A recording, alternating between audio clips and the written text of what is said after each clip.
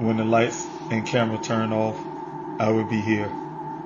When the interest and conversation fade, I will be here. When there's no one around, a father will do anything it takes to be there for his son, to protect his family.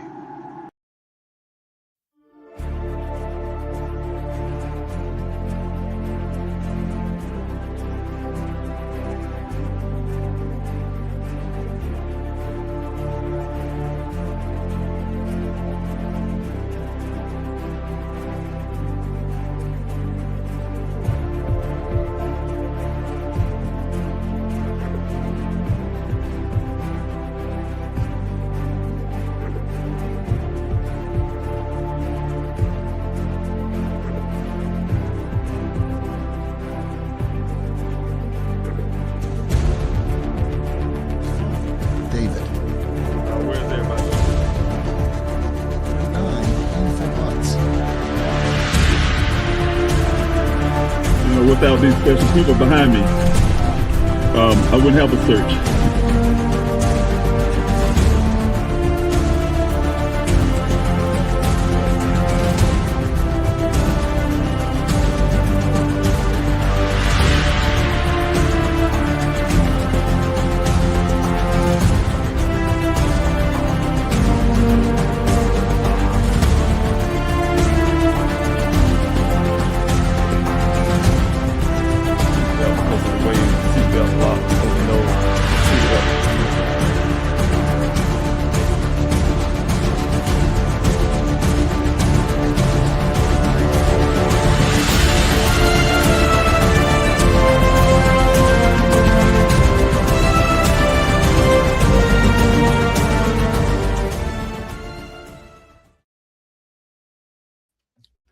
Hello, everyone. I'm Dave Robinson. I hope you all having a happy new year. So it's not quite the end of the month, so I still can say happy new year to you. So thanks so much for joining in with me tonight.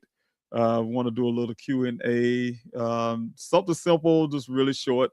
Again, I'm Dave Robinson, the father of geologist Daniel Cornelius Robinson. My son Daniel went missing out in that Sonoran Desert on June the 23rd of 2021.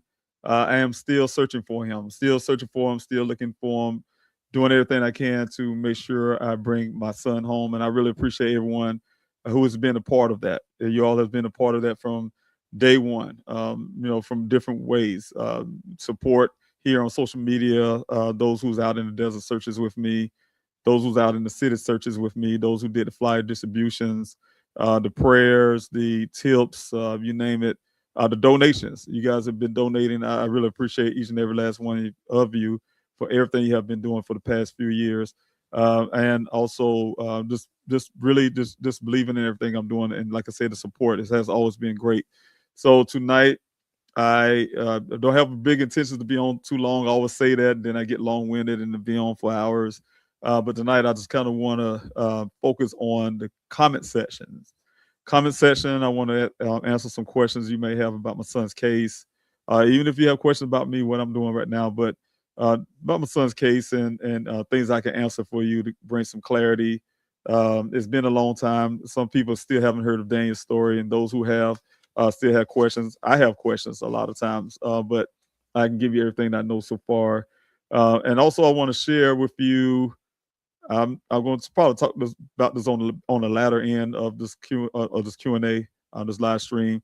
But I have created a pamphlet here of the journey we walk, and it's a guide to help families. And I created this, I believe, about 2 years ago, to help families navigate how to and what to do whenever you have a missing loved one. And it's been on the website. We need to put on Please Help Find Daniel website, but it's been on the Daniel Rouse Foundation's website. And I want to be able to share some of those information with families who have missing loved ones. If you listen to my voice right now, I know there's a lot of families right now, currently as I'm speaking, who have missing loved ones. So I mean, it's something tragically we have happening every day. Over 3,000 people go missing every day in our country, 2,000 children. So it's a sad situation. And, I'm doing my part. I'm doing my part to help bring families, missing loved ones home. Even when I have my son that's still missing, you all are doing the same thing, have been really sharing stories like Daniel's, sharing other family member stories. Those things are important. Families like myself, we really rely on, you guys who share the stories, who put out there on your social media platforms. That's why I always encourage everyone to at least find a story a day. If you can't do it every day, whenever you can, but share stories as much as you can. Of someone that's missing, help that family out, because your voice, your sharing can actually bring a person home. You'll be surprised. I have people who live right there in Buckeye. There are people who live in Tempe and in Phoenix, and never heard of Daniel's story. Then you come over here in Columbia, you don't hear people say they didn't hear about Daniel's story. But then you can talk to somebody who live in Germany, or you can talk to somebody who live in, I use this all the time, Little Whiskey, Georgia, or Catskill, New York, or something, and they have heard of Daniel's story. So it depends, how we're sharing, whether it's through the flyer distribution, through word of mouth. Word of mouth is always the strongest way, and sharing on your social media. Those things really help. So again, tonight is mainly focused on the comment section. If you have any questions, please, by all means, ask your question tonight. And the way you do so to help me out is put the capital Q before your question, or a question mark before your question, or the word question itself before your question. So when I come down the comment section, sometimes I do read some comments, but I want to identify what is question and what is not, especially if you're on Instagram. Instagram, I can't put you on the screen easily. I see Carts here. I thank Carts for being here. Put a smile on my face on the Instagram side. If you have any questions on the Instagram side, please put your question up. I can see them, and I'll answer those as well. And thank you, Sarah. I think on Instagram. Thanks so much for your well wishes on me find those answers. I really appreciate that. So again, tonight I'm focusing on the comment sections, and would like to answer some of your questions that you have.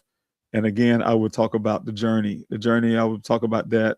Again, I'll put it on the screen here. Talk about the journey, how you all can get this copy. It's on the Daniel Rouse Foundation.org, and you can download it, give it to a family who need it. You can, share it on your social media, however you want to use it. It's there. It's there to help as many people as I can. And I think it's important. Of course, with everything I have been doing for the last few years, it's kind of hard to juggle everything. I mean, some people say, "Hey, Mr. Robinson, how you doing so many things?"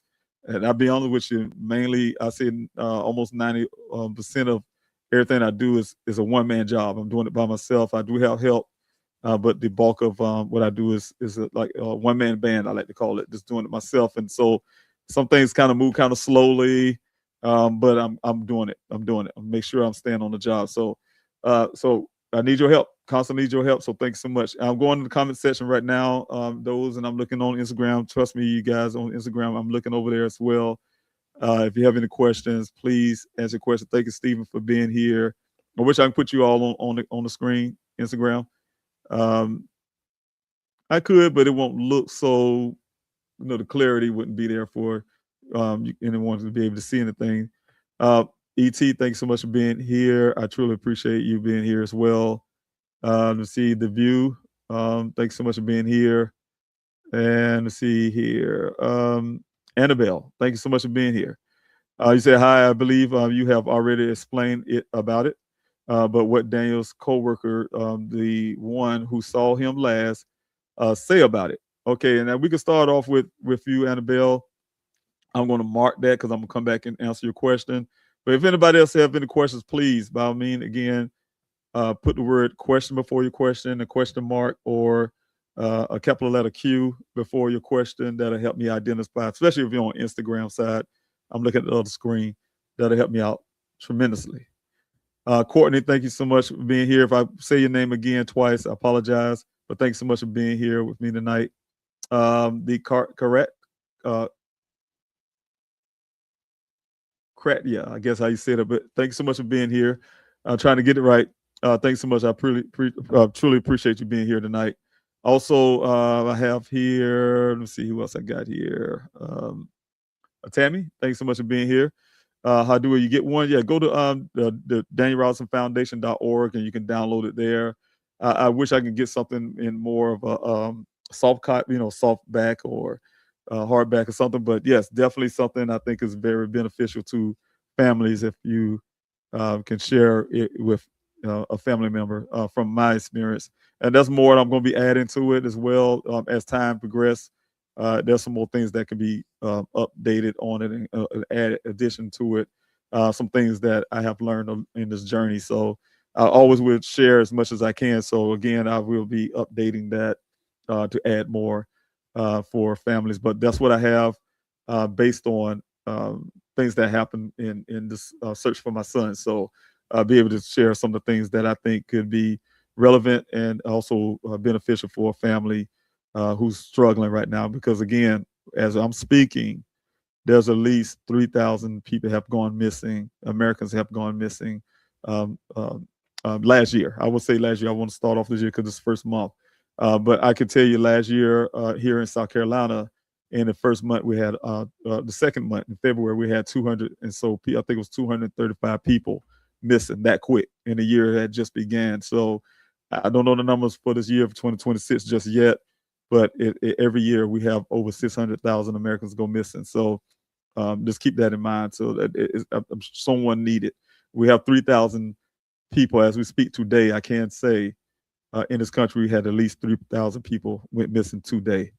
And so we have to pray for those families and do our part. So thank you so much, Tammy. I really appreciate it for being here. Brother Vince, thanks so much for being here. I'm proud of you, Battle, buddy. Not for giving up. Thank you so much. And thank you for your service. You said that. I know you must be in the military. So thanks so much. I truly appreciate it. Yes, definitely not giving up. We don't we don't do that, especially our service.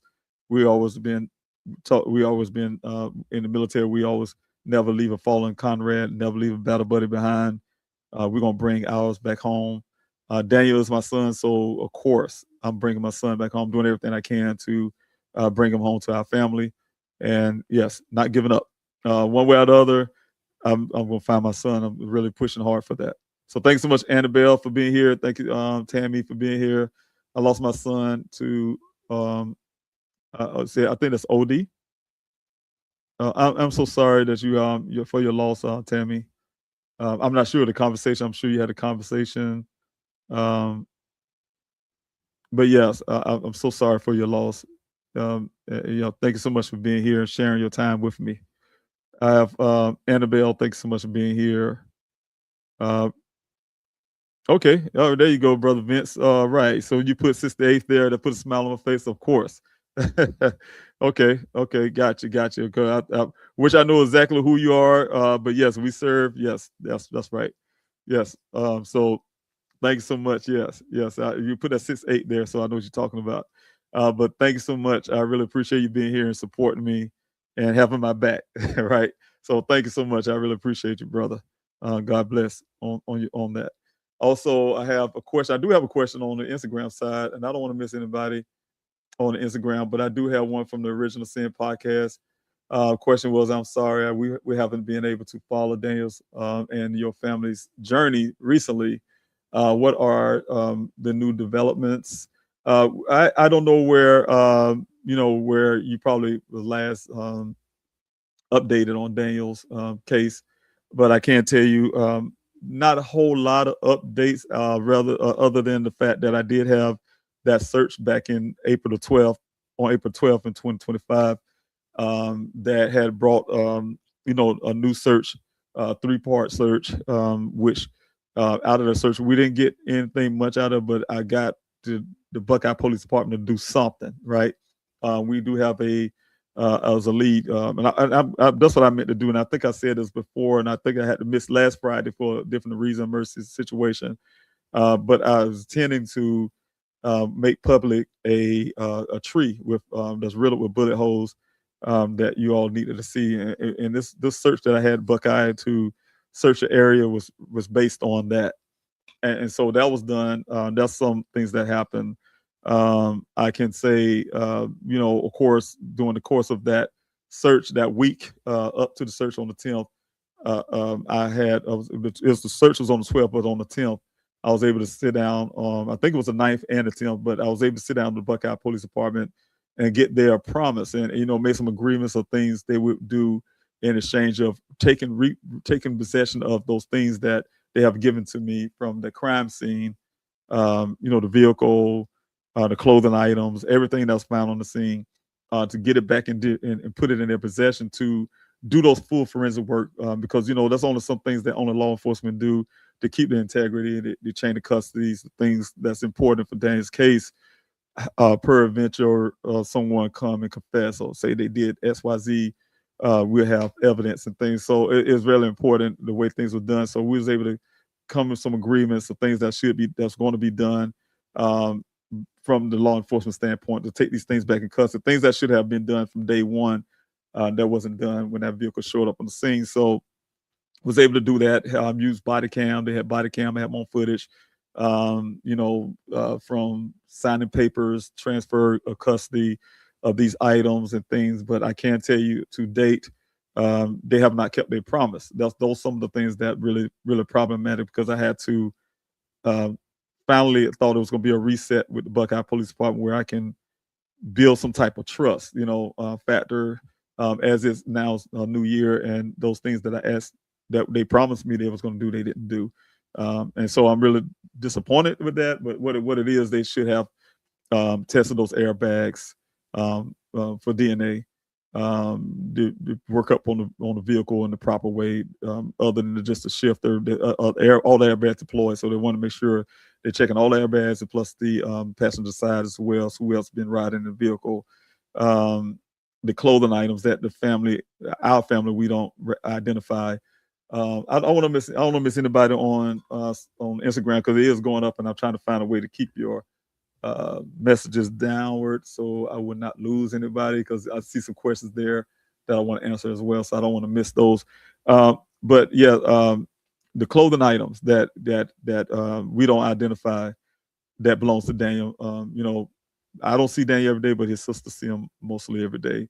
And those things that we don't recognize, we make sure it's not just planted clothes there, and they just force them to say, hey, that's your son's clothing. Just make us accept that without evidence, right? And so those things haven't been done. He sprayed it with some chemical, he said, to test for blood, and it won't mess up DNA, is how you put it. And they done that, but haven't tested for DNA to make sure that it's Daniel's clothing. And things like that. So it's a lot. And also with the information on the other cell phones, and it is so much stuff. But anyway, they had the custody change. They haven't done anything yet. There's also, you saw in the report when they spoke about swabbing the steel wheel door handle shifter, and let's get those things compared to something, right? So the way they had botched this whole investigation, and Detective Biffin at the time botched everything.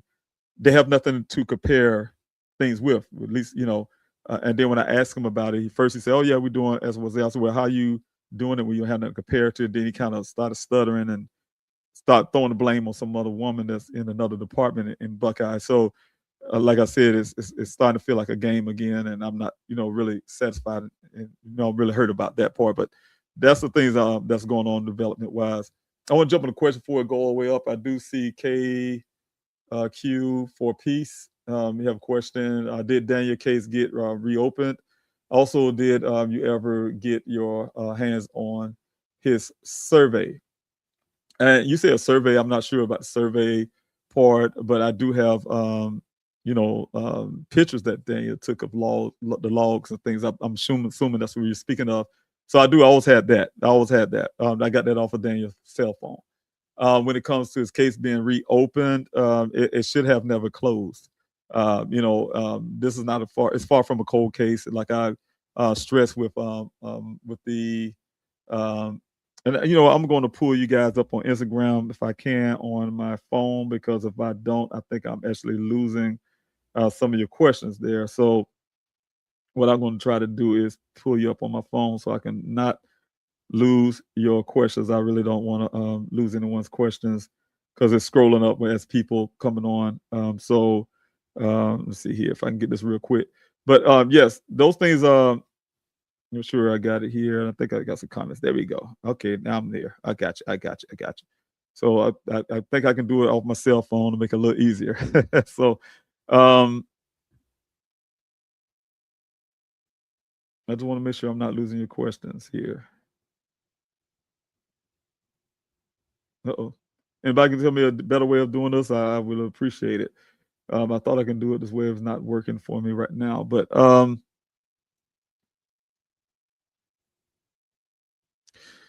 yes, if I miss your questions, please ask the questions again. But what I was saying is that, and I think I probably lost train of thought right now. But again, I'm just really disappointed with that. Dane's case should not have been closed. So if you got information that's saying his case is closed, it's not. Far as I know, Buckeye Police Department as well don't keep me updated on anything they are doing on their end. And just to prove that is to say, when I was brought to my attention that Dane had a new investigator on the case, for instance, I didn't know that. And I didn't know that new investigator was there until I called. So I happened to call to get an update, and then to my surprise, they did. So I want to apologize up front, you guys who was on my chats. I don't have any moderator tonight, I don't think, because usually my moderators are able to take out things that shouldn't be on my chats. And you probably see a spam that's up there from a Steven. And what I'm saying is I try to do my best to kick them off right now, but sometimes people, and I'm saying this to families as well, there's people that literally can come on things like this when you have families who is in pain, who's suffering, and they look for opportunities to try to increase other people's pain, and they get pleasure out of that. So I don't know why, but people do that, but they have that kind of use of life to cause pain. So I just pretty much want to say, so if you see anything that come up on the comments and things that's not proper, appropriate, please, disregard that. That's sometimes what people like to do. So anyway, I want to go with Kate. Like I said, if I miss your question, please ask your question again, especially if you're on Instagram. I can always pull everybody else's questions up. KQ for peace have another question. Based on Daniel's findings, was there sufficient water in the well for new development? As we know, no. We already know the information that came back from water reports is that, of course, no, that's not enough water for that development. And so what they have done, the Howard Hughes Corporation and some others, they scaled back. Okay, they scaled back on how many development houses they'll put in there for now, as they kind of scale upwards to fit that quota, you can say, for those wells to be able to handle or to accommodate their development. And the crazy part is that It's about that money. It's about that money. This development is about money, and they're gonna go forward to try to make sure they do what they can to continue to develop. Right, a lot of people have their hands into that, and that's one thing I did learn about that whole project out there. So, Annabelle, thanks so much for being here, and thanks so much for your question. Your questions say hi. I believe you have already explained about this, but what Daniel's coworker, what Daniel's coworker, the one who saw him last, say about it. Yes, well, for those who don't know as well, so thanks so much for the question. I really appreciate it, Annabelle. Um, the whole story about my son, pretty much the whole narrative about what happened to my son, is based on Ken Elliott's story. That's his name. He works for a company called Weber Waterworks. He's a driller, and so Daniel's job, Matrix New World, Matrix Southwest Groundwater, um, is the person that come in and assess the wells. His company drills the well. So my son was meeting Ken out in off of Sun Valley Parkway and at that desert site. I mean, at the well site. And according to Ken, that's where the story comes from. You know, Ken's story. Hey, your son met me on the shoulder of Sun Valley Parkway at the gate. He followed me into the desert, 1 mile west, 2 mile north. And when they made it to the well site, it was at 9 o'clock that morning. He said that I guess immediately, the way it make it sound, they had a conversation about the weather. He said some other things I'm not mentioning right now because it's crazy to me, about his eyes and looking all staring off in the distance and this kind of stuff. And also that he somehow, though he lived in Tempe, Arizona, he wanted to go to Phoenix to rest. But he said some of those things. After they talk about the weather, one point he said it was raining to one officer, but the other officer, he said it appeared to, going right there looking at the weather app. He was looking at the weather app to see if this rain was going to come through because he saw a rain cell. And so, whichever of those you want to believe, he said at that point, Daniel pretty much waved to him, waved at him, and just hopped in his vehicle and just drove off and never been seen again. That's his take on it. As a father, dissecting his story, it's a lot of inconsistencies. He said Daniel was there at 9 o'clock with him. He was gone at 9:15. And then he changed the story later and said 9:30. They made it to the well site. And the other part is at 9:15, if Daniel was gone, but 9:28, Daniel made a phone call to him, right? That don't make sense. So Daniel's last phone call ever was at that time to Ken. And I can tell you earlier that morning, before when Daniel was supposed to have been at the first well site, before going there, Ken called him and tell him not to come at all because he had let him know when to come because of some fueling issues.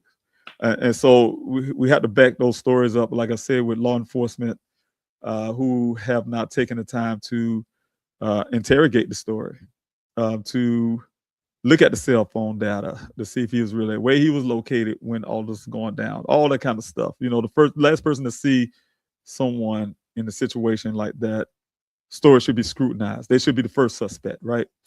So they haven't done that. And I can tell you, in to date, 2026, the only known persons that I know have ever been in interrogation room with Buckeye Police Department was myself and my daughter, and we're the only two. Some reason they felt to put us in the interrogation room. I didn't know at the time. They brought us in the back door, set us in this room, this little small room. I had never been in some situation like that, so I didn't know what this room was until I started thinking about it. So wait a minute, this is an interrogation room. Why we would be in an interrogation room answering questions like, that's when they first asked for, if we know Daniel's bank statement. I mean, how to get it, his bank information or his cell phone stuff. So my daughter literally had hold her phone like this, you guys, and it was so when you sit on the port, they say, "Oh, we obtain phone records." I question all of that because they actually did it by us holding the phone up to their face on across the table, right? And so those type things. But anyway, needless to say, but to answer your question, yeah, that was uh, the story that Ken gave was inconsistent to a lot of things. It don't make sense with the travel. But if they insist, and I'm gonna use it like this: if Buckeye is insisting that the vehicle was there around 10 or so that morning, then they should be scrutinizing Ken's story when he told me. And you know, you guys, I have pictures, and I showed you this before when I was writing the notes as Ken was talking to me when I did come. The first person I wanted to see really was Ken when I first came to Arizona. I brought my daughter and another person with us. Um, so I have witnesses, and also I was writing notes. You can see it in the picture, and so it's not like I missed what he said to me. And I gave it to Buckeye Police Department. They still don't see the parallel to his story that he told me, not the story that he told law enforcement, but the story he told me, staying left of the tracks, that he knew that this thing was gonna go national. You know, those type things, right? And then if you listen to the story he told me, be honest with you guys, it'll lead you to the area where the vehicle was found. And so it's direct. And that was way before the vehicle was found when he was telling me this, and I gave this to the law enforcement. So, and they don't see anything strange about that. All of a sudden, the vehicle showed up in the area where he was describing he was going to, right? And so, so you kind of think about that. You think about things like that. So yeah, the story need to be scrutinized again when someone's the last person. I want to get this real quick, Kate, for a piece. Based on Dane's findings, were there insufficient water? Okay, I think I answered that one already. And thank you, Annabelle. I really appreciate your question as well. Anybody else have any questions? Please, if you're on, I see you guys on Instagram have done that, but those who on Facebook, YouTube, if you have any questions, please, please, please, please, what can help me define your questions, put a capital letter Q before your question, the word question, or a question mark, and that help me find so I won't miss your question. All right. Annabelle, thanks so much for your question. Thanks so much for being here off of Facebook. Have searchers found any sinkholes or pits in the area?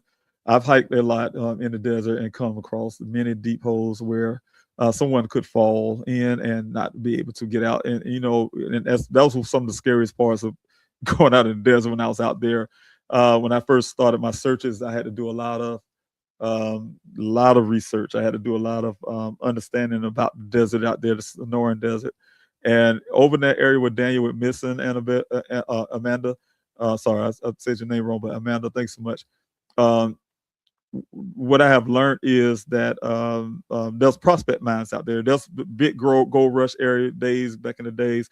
They had a lot of gold out there. They still have gold out there, and people's digging mines. You know, a lot of them unmarked mines. You know, they find most mines and mark them. You know where they at, but there's a lot of them out there that don't have markings, right? So you're right. You can just drive into them. You can fall into them, and they go straight down into the earth. So yeah, those things have always been problematic for me. And in my searches, that's why if you all remember, those who have been following my searches, I have been really pushing hard to get drones out there because I needed them real bad for purposes like that. Just what I was saying. We had those mines and things that's out there, and you know it could be easy for, like you said, Amanda, that someone could fall into, and that was my worry. And then on top of that, I did find a few mines. I did some horizontal mines. I even went in to check one, but the vertical mines that go straight down. They're you know, BLM, Bureau of Land Management areas, and to date I have a really difficult. First, they was working with me until they found out about Daniel's case and this and that, and then it turned from the federal folks turned to get signed with law enforcement and wouldn't even go down and go into these mines. So I did find a few mines. Buckeye Police Department made excuses why they couldn't go get a mine search. Um, you know, saying, hey, they tires couldn't take the terrain or something to that effect, and their quads. So But yes, there's a lot of them out there, and that do kind of throw a lot of fear there when it, wonder. And I don't know. I don't have any evidence of that yet, but those things I do consider. That's the reason why I need those search as well. All right. Let me see here. Let me see. I have to keep doing you guys, and I see if you see any bad comments. And like I told you before, there's always someone out there in life that can take even the best situations in life and see a thrill and a love for causing other people more pain and suffering. So you guys see these comments in there, like from this Omar. Just ignore those. That's called people who just don't have disregard for others, right? It seemed heartless in the sense that maybe they need something to help themselves. They need to go get help. But again, forget those. We can skip over those. I'm mentioning it because there's a reason I have to mention it, because I have sometimes when I came on my live streams trying to desperately search for my son, you have people who was in the comment. That's why you have to have moderators in the comments to block a lot of these things when I'm talking, right? And so it's a shame when you have to try to do that and talk to people with common decency and things like that. And you have these other ones that come in. Okay, I'm coming to one of your questions there. I think is Chrism, but let's see.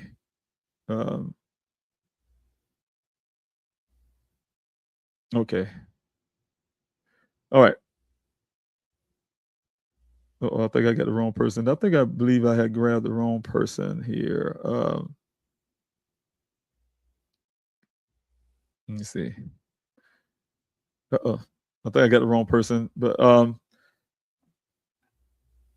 let's see. I'm sorry, everyone. That these comments have caused a little problems on the chat section on that side. But anyway, KP for peace. Based on Dane's findings, was there any sufficient water? And okay, I think I have that one.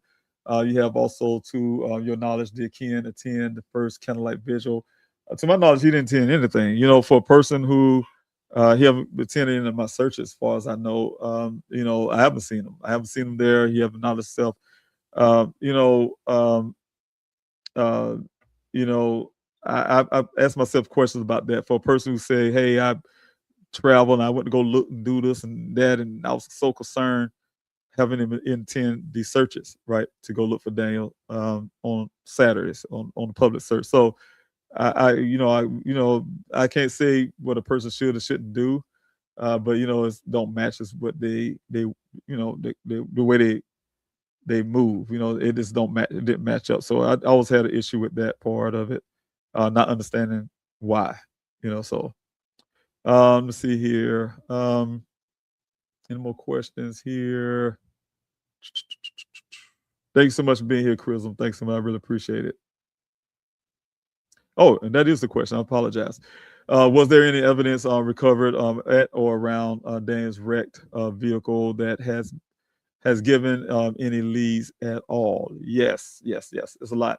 The vehicle itself gave the leads. When I say leads, it gave us evidence of foul play. The vehicle's placed there. It was put there. Just to even break that down, Chrism, it is literally impossible. And much as I wish I had the pictures here, much as that the Buckeye Police Department want us to believe that somehow the vehicle lied on the side and it the wheels rolled for 11 miles, just running. I guess the vehicle's supposed to be running and the wheels moving for 11 miles, to put that 11 additional miles on there, trying to explain away that position, right? Also try to explain away the 46 initial cycle. They'll just say, "Oh well, we just don't know how that happened," right? Want you to believe that Daniel was lying on and sitting in the passenger seat, or for whatever reason why the vehicle's lying on the side, trying to crank it up for 46 times, right, after the airbags deployed. So that don't make sense. We want you to not use your brain and defy logics and your own common sense, that God gave each and every last one of us. And so that's evidence all by itself. The red transfer paint, there's red transfer paint on the passenger side, the side where the vehicle's lying on the ground. There's nothing red in it. There's we all know cactus is not red. We know the plants out there are not red. Nothing's red in the desert. The vehicle came in contact with something red. We also have the 2 impressions on the windshield that don't match the terrain where the vehicle was lying down in a ravine. Something or someone's trying to bash in. I just go on and on and on. But the vehicle itself, it showed a lot of information when it comes to leads. The clothing, we have some things that have been put out. Law enforcement is very picky on what they want the public to know and don't know. But what have also been found is evidence of someone using these ropes tied up almost like nooses. And I have pictures of that that I will probably be sharing with the public eventually. But that was in the area, real close to where the vehicle was found. When I say close to the vehicle found, I say about a good 20 or 30 paces away from the ravine where the vehicles dropped down into. Those are evidence. But then when I went to go have them to collect those evidence, it disappeared, right? So those type things. And then the overall, if you want to say the scene itself, the area is known to. We found human remains out there, despite of the fact that the Buckeye Police Department wanted to narrow us down to 2 human remains. We have multiple human remains out there, at least 6 or 7 people out there deceased that we found, right, in my searches. So it's a big crime scene. The fact that also the human skull was really that we found was close in proximity to that crime scene as well. And also, I can go on and on and on, but the crime scene itself, yeah, it did yield a lot of information that is relevant.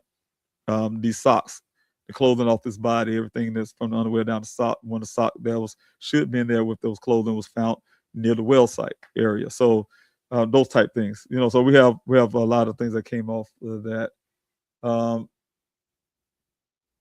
Let's see, I don't have no more questions over on the Instagram side.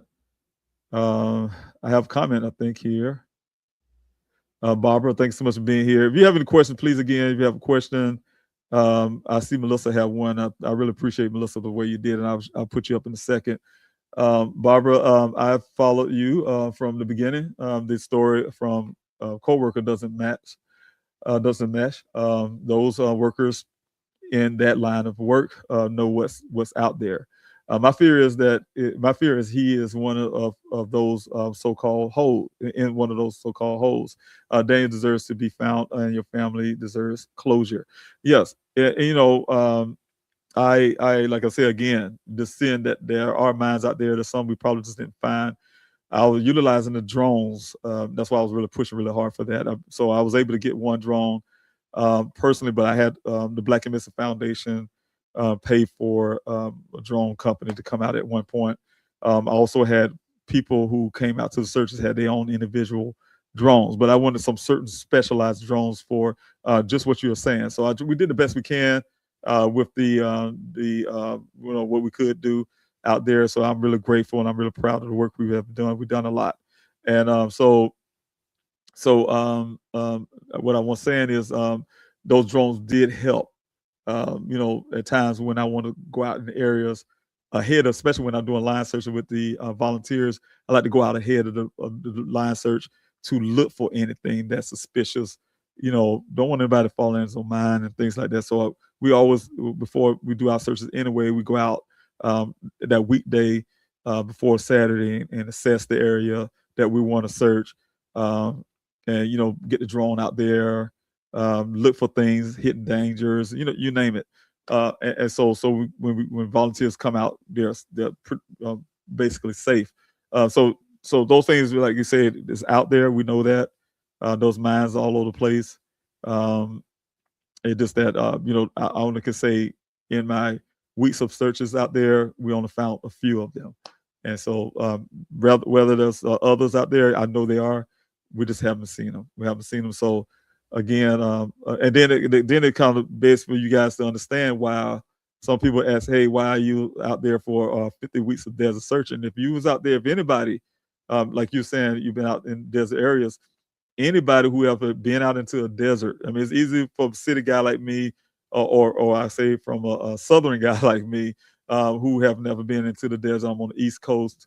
And when I was out there, well, I'll take that back. I was in Afghanistan. That's a different desert. And I was in a vehicle. So convoys and things like that. But when I'm saying you're actually on the ground and you're trying to search on the ground, it's not like searching a neighborhood or something. You know, if a person, you stand in one spot and we got to search for this person and say, which direction did they go? If I could turn slightly to the left, that's another direction. I can turn slightly a little bit more, that's another direction. So each way from that pinpoint, you're going out in these different directions all around, right? Um, will bring up a bigger area. That's how big the desert is. So you never ever can fully have enough people most of the time to cover a lot of the areas, but we did our best. What we did is break things down in grids. So when you break it down in grids, you keep track of what you have searched, and then you go to the next, to the next, and next, and this takes time to get the area that needed to be searched based on 11 additional miles, based on the science of how far a person can walk without water, because there's no evidence he's carried water if he walked away from that scene. You know, we put all those factors in place to get what we call a circumference, or area that we know how far we need to go out to start searching, right? And so, like I say, even to this date, I can tell you we haven't searched everything. Still haven't searched everything. So, but we searched a lot. If you go look at the sector map, you see, and that's not even showing everything, because a lot of stuff we have when it comes to area we search being destroyed because of change with the Matrix New World. I was using their mapping system at the time. But we covered a lot of ground. We covered a lot, like I said, 35,000 acres of land we covered out there. So that's a lot. Probably 36,000 acres of land for the new search. But thanks so much for that question. I don't see any on Instagram. I do have a question. Oh, okay. Now, Amanda, thanks so much for your comment. I'm gonna put the comment first before I go to Melissa. Realistically, he could only have been able to walk a few miles in 115 degrees, any mines or sinkholes within a few miles. Yeah, he could have. There's no way he can. Yeah, that's why when I first started my searches, it was a rescue mission. Of course, you know, I needed to get out there fast. That's why I tried to search as fast as I could. And because law enforcement wouldn't do it, I had to get out there. So I was able to get it done, get those things started. But quickly, within a few weeks, of course, it turned to a recovery because, yes, like I said, we was out there 118 degrees, and we seen cattle and things like that that couldn't make it in that kind of heat. So, so yes, you're right. Right, that's very difficult. All right, I have a question here. Thanks to Melissa so much for the question. And again, you guys, how Melissa have done it here. If you put the capital letter Q before your question, the question mark, or the word question, that really helps me find your question. Because like I don't want to be on tonight really long. I really want to answer a lot of questions. So if you have questions, I'm gonna come down and try to find your questions. Do you have the exact place where the airbags went off? I have often wondered if maybe Daniel got out at the airbag location and somehow the vehicle kept going on his own. Just thought that would have changed the search location. God bless your searches and bring your boy home. Thanks so much for that question, Melissa. And that's one thing we haven't had a answer to where exactly. Like my investigator found, the vehicle came in contact with something that made the airbags go off, right? And then I think it was on if I want to quote him right, it was on the passenger side of the impact that caused that. And so whenever that airbag deployment happened, um, it appears, I don't want to get this wrong. I want to make sure that I'm right about this. But according to my investigator, he would say when it came to the first accident, and then it was driven after that, the 11 additional miles. So the impact came first, and then the 11 additional miles. I can't not and I cannot see how 11 additional miles. First of all, like I said, came from that ravine. It's lying on the side. Came in impact with the ground. That was the stoppage, right? And then the 11 additional mile came after that. What the law enforcement try to explain away that is they put in their report to say somehow they went to a dealership instead of going to the manufacturers. And I'm telling you the reason why, my opinion, why law enforcement didn't go to the manufacturers, right? Who actually made Jeep, right? I think it was Chrysler.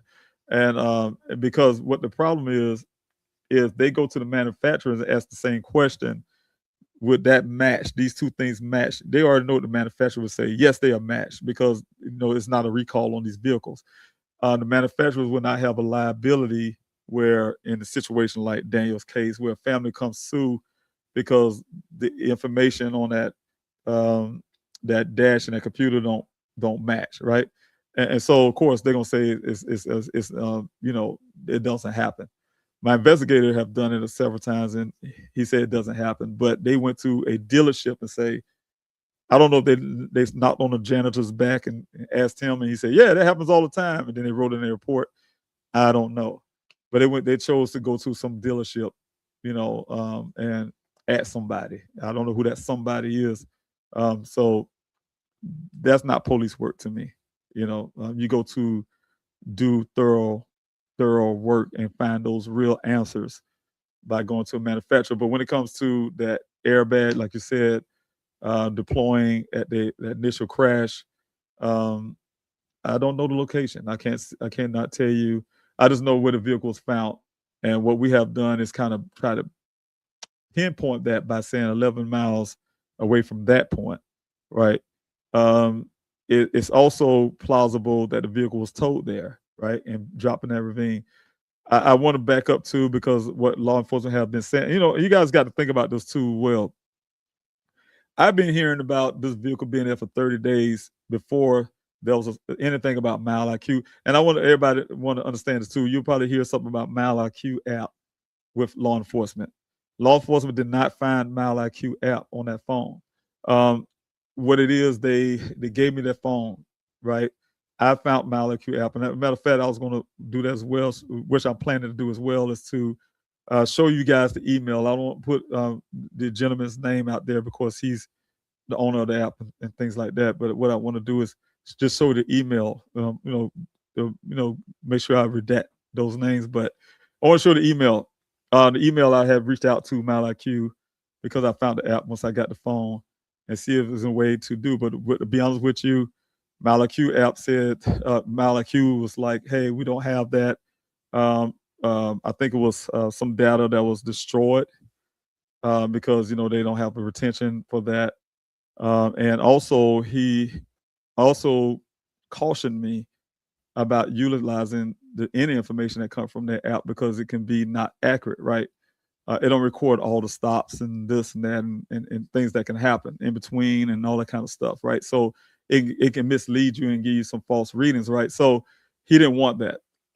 However, law enforcement, once I brought it to Detective Biffen's attention that, hey, maybe we can get something from this Mile IQ app, he reached out to them, and they refused to cooperate with law enforcement because I think they really didn't want their stuff to be used that way.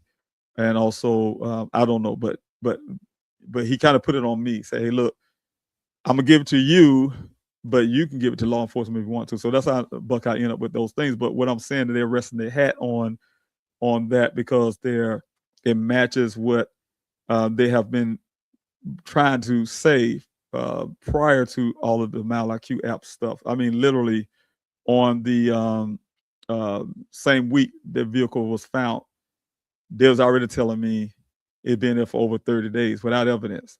And then they stopped basing it on a hard hat with water in it, right? And so I really dismissed what ended up happening. I ended up scientifically calling it BS, to make a long story. And because of that, they kind of put them in a strain. And so, like I said, the Mile IQ app to them was their savior. When I said their savior is the Buckeye Police Department, who wanted to be 30 days badly for whatever reason. So what I'm saying is with the um, information I have gotten from that molecule app, I'm not basing the facts on that. I'm basing the facts on that we need these cell phone pings, right? That the law enforcement was fusing to get at the time, and I'm sure they just like they waited for me to dismantle Danny's apartments, and then they literally listened to me because I talked on Q and A. They told me to watch my Q and A, and I'm literally telling people, "Hey, I'm dismantling Danny's apartment, and I put it in storage, and I'm feeling sad and all the stuff." And then when they waited till after I'd done that, and then say, "Hey, you got to." By the way, they waited. I mean, like a whole year and a half now. Hey, you happen to get a razor? Like I'm walking around with Daniel's razor in my pocket or something, so we can match the swabbing or whatever they got. That type deal. That's not police work. So what I'm saying is, it reminds me of that. So again, yes, to answer the airbag question, no, I do not know the exact place, but you know what? I do know, that the most likely the vehicle, according to my investigator, is a stage event. We have some that say, hey, the vehicle was brought back there once. And I want to tell you something about the accuracy of that MileIQ app as well. It's not going to be down to the ladder. And I don't know. And I'm going to tell you guys, it's kind of strange to me a lot of times. Um, it's not going to be down to the ladder, like the exact spot, right? But somehow, when I got that printout, it's saying exact spot stuff, right? And I thought that was kind of strange to me. We do have information that could lead to a trail outside of where that vehicle was found.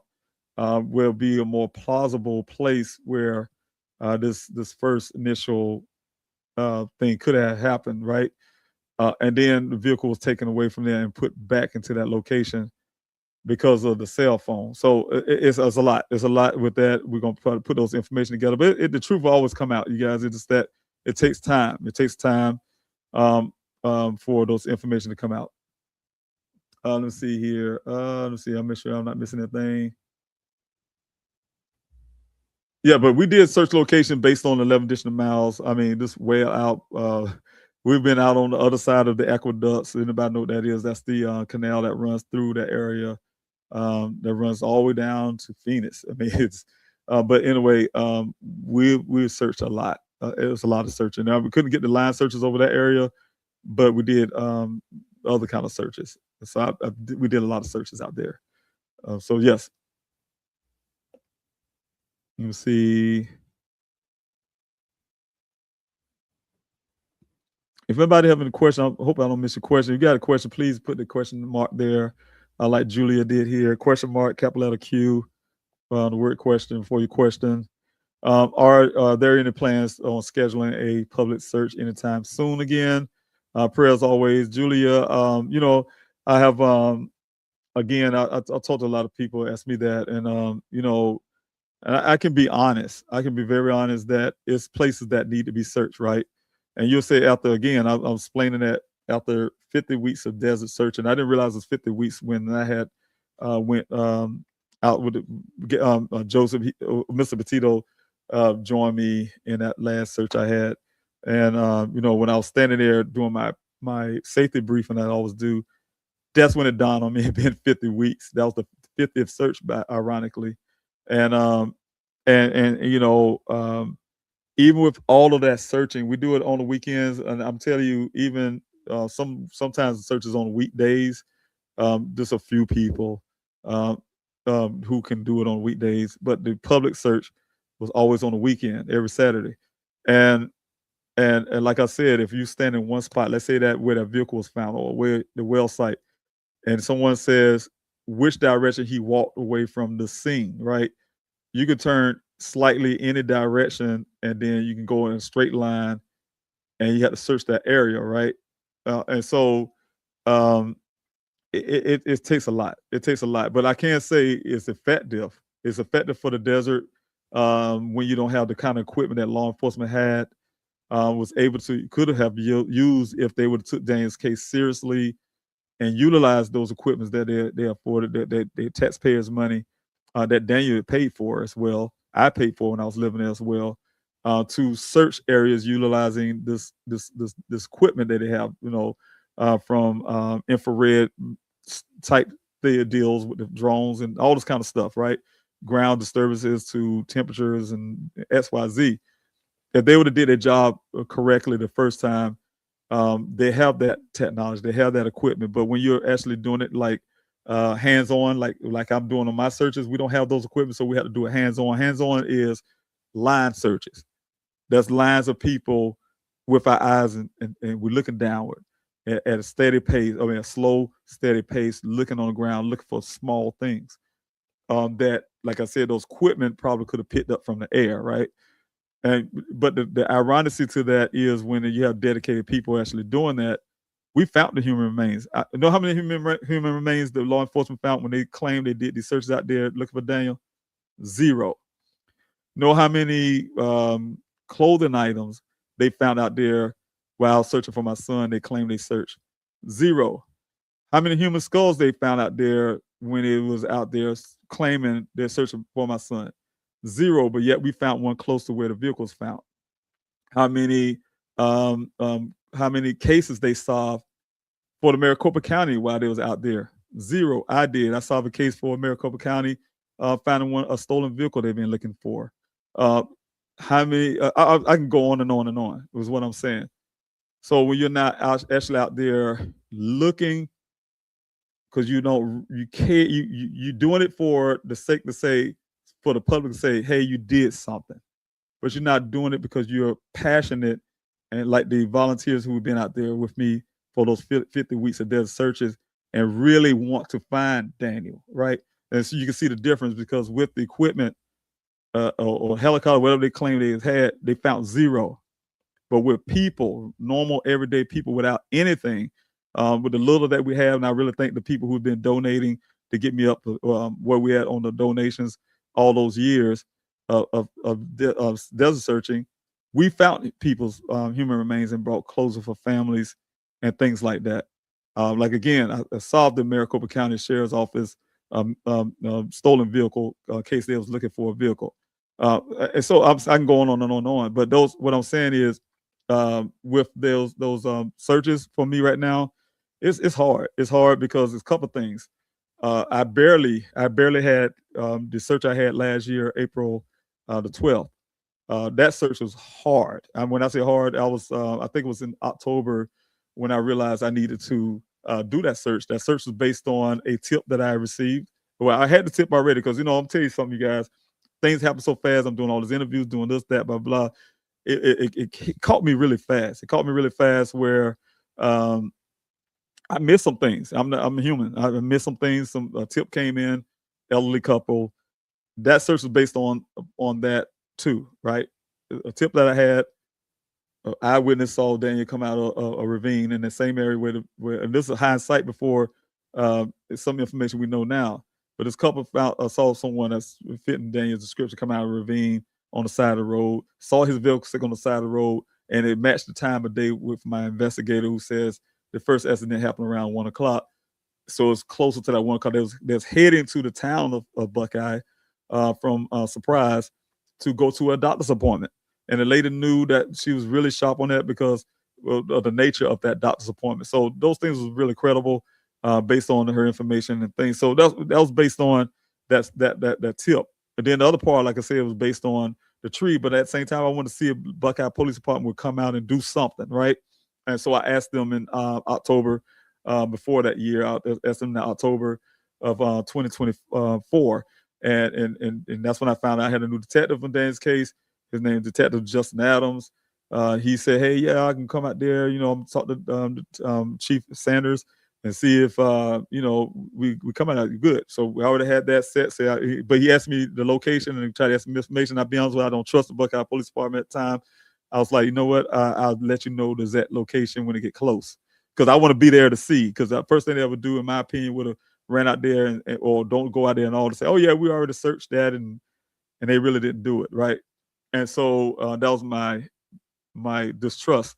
And so I saved that to them. I told them, I said, when I get there, I give you the location. Basically, just come out there and I give you the location. And so I had that set. And then also I had the Arizona Rangers, which I wanted so bad to try to figure out how to get volunteers over the other side of the Honsappa River. To this date, I still haven't got line search, and that's very important area to be line search because it's plausible where the vehicle's found, and that area over there where we call Pride Rock, where the mountain lions supposedly live. That area definitely I need a line search in the area. And I know people say, "Oh, whatever mountain lion."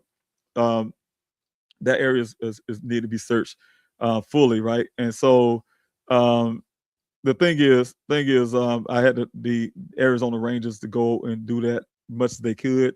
I've been out there several times on that mountain ridge where the mountain lion's supposed to live or whatever. And I searched with my daughter and I, and you know, and a couple other people, but we only a couple of people, right? So you can't really do like what a line search can do, but they really need to be searched. So it's areas that need to be searched. But that search was based on that, is what I'm saying, based on those three things. And so I was able to put the search there, but it was hard. When I say it was hard, for me, it's hard funding. Funding is very hard. I think sometimes people look at GoFundMe, what I have right now, and they say, "Oh, look at all that number." They look at that number, but they don't realize that number is based. GoFundMe do not start it back over and say every time you donate, it go back to zero. No, it goes to or as money has been utilized, it goes to what's been collected from day one since 2021. That's where we're at right now on the GoFundMe is based on what's been collected since 2021. And I can tell you guys, if you guys can look this up, you can Google, and I don't like bringing this up a lot, but if you Google Laundry, I think his name, the guy who you know, the bad guy. I don't want to put it out like that, but I'll say it like this, the simple like this. To look for this man who turned out to be a murderer, law enforcement spent $1 million in one day. One day looking for this person, right? And people was really upset about that tax dollars because he was a murderer, right? One day. But I'm saying what they could spend on looking for one person, right? In one day. But we somehow was able to do 50 weeks of desert searching, get out thousands of flyers.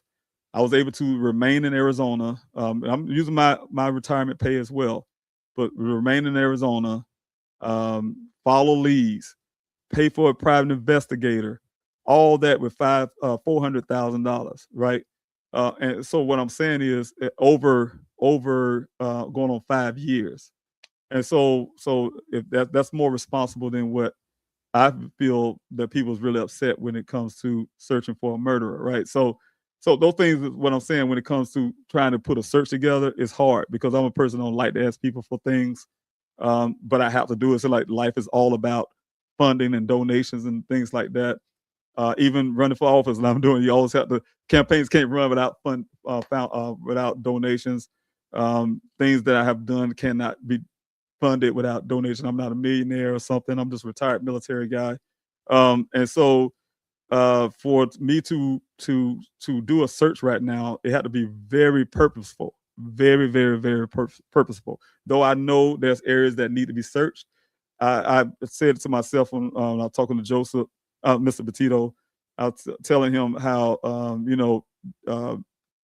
if I do a search again, it had to be someone like the elderly couple, have to be something specific for me to say, hey, no, yes, I'm going to go out there again to search this, this area, and I'm asking for the public help. So, I don't want to just be asking people for things, and we're gonna go out there, and we search a great deal out there, a lot of land been covered. Like I said, there's still places that haven't been searched and need to be searched. When I was out there last year, I'll be honest with you, the hardest part for me was to see that development, the roads. They have actual roads out there now in some parts of that area that we used to search. That's why I was searching it so hard. They already told me it's going to break ground, and so I had some. At one point, I was concentrating my searches for a couple of weeks in that area to search really hard because I was afraid once they tear the ground up, something to get buried, basically. And when I was out there riding on the road itself to get to that well, that first well site, I think about it all the time. I say, what if they covered it up? What if we missed something? That's always been my worry. What if we missed something? Now it's paid, right? And so that's the kind of thing that bothers me. That bothers me a lot. But when it comes to, like I said, conducting a new search, I'm really hoping. I'm hoping Danny's not out there. And if he's out there, I'm hoping that someone could give me um, some information that will say, yeah, you need to go search right over there, that area. And so when that happens, or if that happens, you guys, you hear me say, hey, you know what, you guys, I need to go in the desert. Can you please help me get out there in this desert? So, but right now, to answer that question, Julia, I don't have any plans currently, but that's the reason why, and it'd be the only reason I think right now that I would be trying to go back out there at this point. All right. I don't see any more. I do have a question here. Thanks so much, Kim. And thank you everybody else who joined in again. If you have a question, please put a question like Kim did here, a couple letter Q, the word question, the question mark before your question, because I'm coming down real quick and I want to try to grab everybody I can. Curious if Ken ever came out to help in the search. No. As far as I know, no. I haven't ever seen him, and trust me, I'm out there. And it would be hard for me. I would never forget Ken's face. He's the first person I was single parent father, right?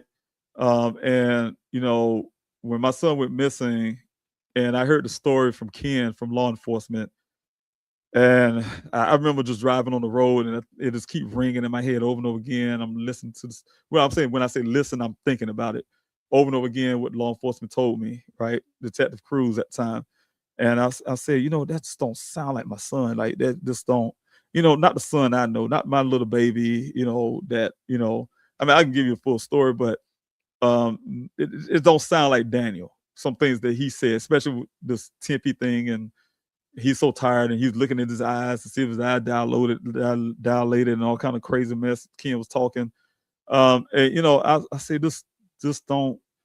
My son was that tired, he wouldn't have came at all. Trust me, and so it's some things just didn't add up, right? So on that road and that travel, the first thing I needed to do was see Ken.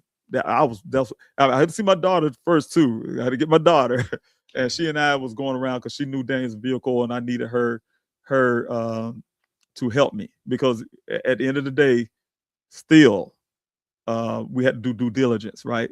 Though we know Dane's pattern, the things that's not right, is he breaking all kind of patterns and things. I know Daniel, and so when you have that knowledge, you still have to go do your due diligence and make sure he didn't alter that himself. And and we say, oh, he's missing, and he just took off and shot off in another country somewhere or something. I don't know. And so we was able to go around the airports, and that's what we did first. But the first thing I was doing is reaching out to Dane's job and trying to get information about Ken. They had that information, and they set it up for me to meet Ken on, and it's ironically exactly how Daniel met him. I'm gonna tell you that story real quick because I want to jump on the next question. But the real quick story to that, because that made me think about this. When I met Ken for the first time, to answer the question real quick though, no, as far as I know, he never came to searches. But when I met him for the first time, I met him on the side of Sun Valley Parkway, the same way Daniel did, right on that shoulder of the road at that gate, right? But before I met him right there at that gate, I pull up with my daughter and someone else in the vehicle, and we was waiting on him. I called Matrix New World and said, hey, let him know that we made it, because I didn't have his number. It's like I tell them, they tell him basic stuff. Got there, he wasn't there. We make sure we was at the right gate. According to how they gave us direction. And I called him and said, hey, I'm at this gate.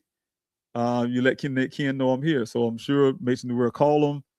And a little while later, I say about a good 10, 15 minutes later, we saw dust flying in the air from the desert, meaning somebody was riding down a trail or something.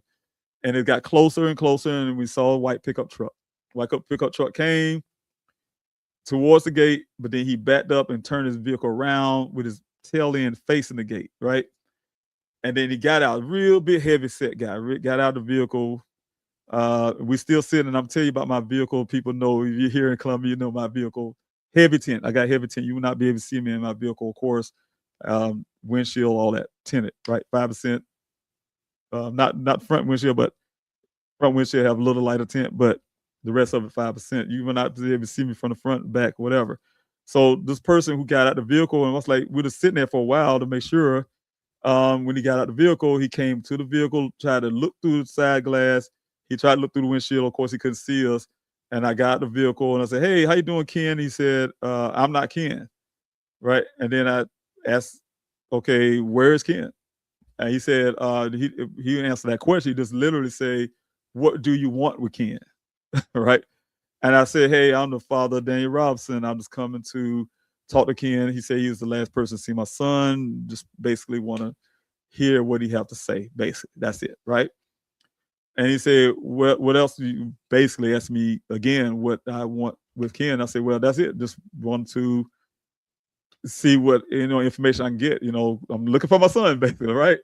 And so he said, "Okay, well, I'll take you to Ken." Okay, I said, "Well, where is he?" He said he's at the well site. I said, "How far is that?" He said, "Oh, it's about a good 20, 30 miles or something like that." And I'm like, 20, 30 miles, And in my mind, because that desert, you can stand there and that shoulder road and just look, it goes on forever. 20, 30 miles away from this point and get in your vehicle to go with you to somewhere. I said, and I'm not leaving my daughter here and this young lady here and this, no, that's not going to happen. He was really insisting on me going. He opened his door, pickup truck door, and had some paper, some food trays all on his passenger side. He was knocking it all on the floorboard and said, "Come on, I'll take you there." I'm like, "No." I said, "No." I said, "I'm not going to do that." And so he said, "Okay." And so he got on his phone to call Ken. He said he's gonna call Ken. Got on his phone. He sat in the seat, driver's seat. I'm sure the phone rang, and then he said, "Ken," and he started talking. Then he said, "Wait a minute, wait a minute," and then he shut his door, pulled the vehicle forward first, right out of earshot, and they had a little conversation. They had whatever they had to do, and then from that point, he backed the vehicle back up again, got out, and said, "Oh, Ken is on the way." It was the strangest thing in the world, right? And so it was so suspect in a way. And then when he left, about a good another 15 minutes or so, um, we saw the dust again coming up out of the desert. And sure enough, it was a white pickup truck. He didn't turn around this time, but it was obviously Ken. He got the vehicle. The first thing he did, he had a utility truck. The first thing he did is open that door. He opened up the side compartment of his utility door and stood there with his hand in there, right? And being a military guy, I'm trained to watch your hands, right? And so his posture was he was ready to do something, right? Or defend himself, or he was in that defensive posture. And so I was watching him, and because his hand went inside that compartment, he left it in there like he was holding on to a gun or something, some form of weapon or something, right? And so he said, "Who are you? What you need?" I said, "Hey, I'm Danny Ross' father again. Hey, here, had my little tablet." I said, "I'm here to, you know, ask you some questions about what you know about Daniel.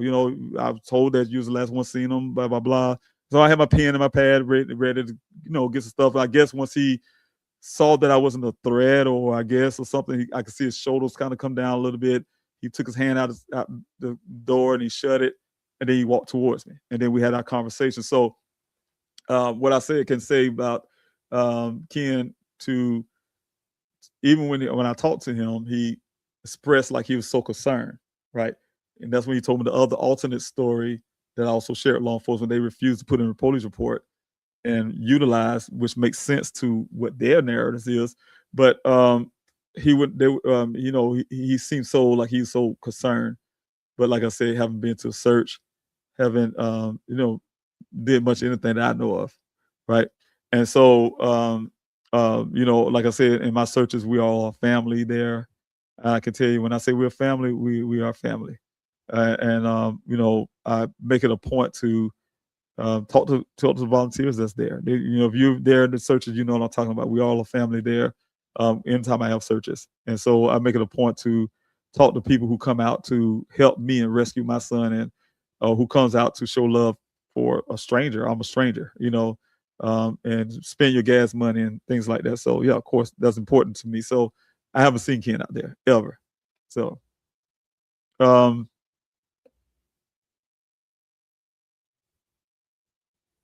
okay, I do have a question from Tracy. Thanks so much, Tracy.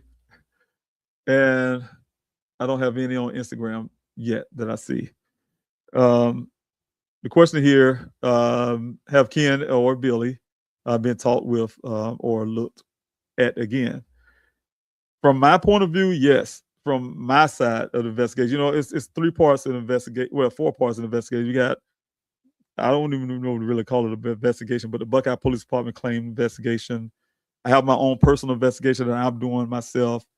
My private investigator that I hired, he's investigating, and then also had another private investigator who's doing investigating on a different level, which turned out on his end turned out without anything. But he does some other stuff. But the way his work was, it's not an investigator that I was going to put out in the public. I'll just put it that way.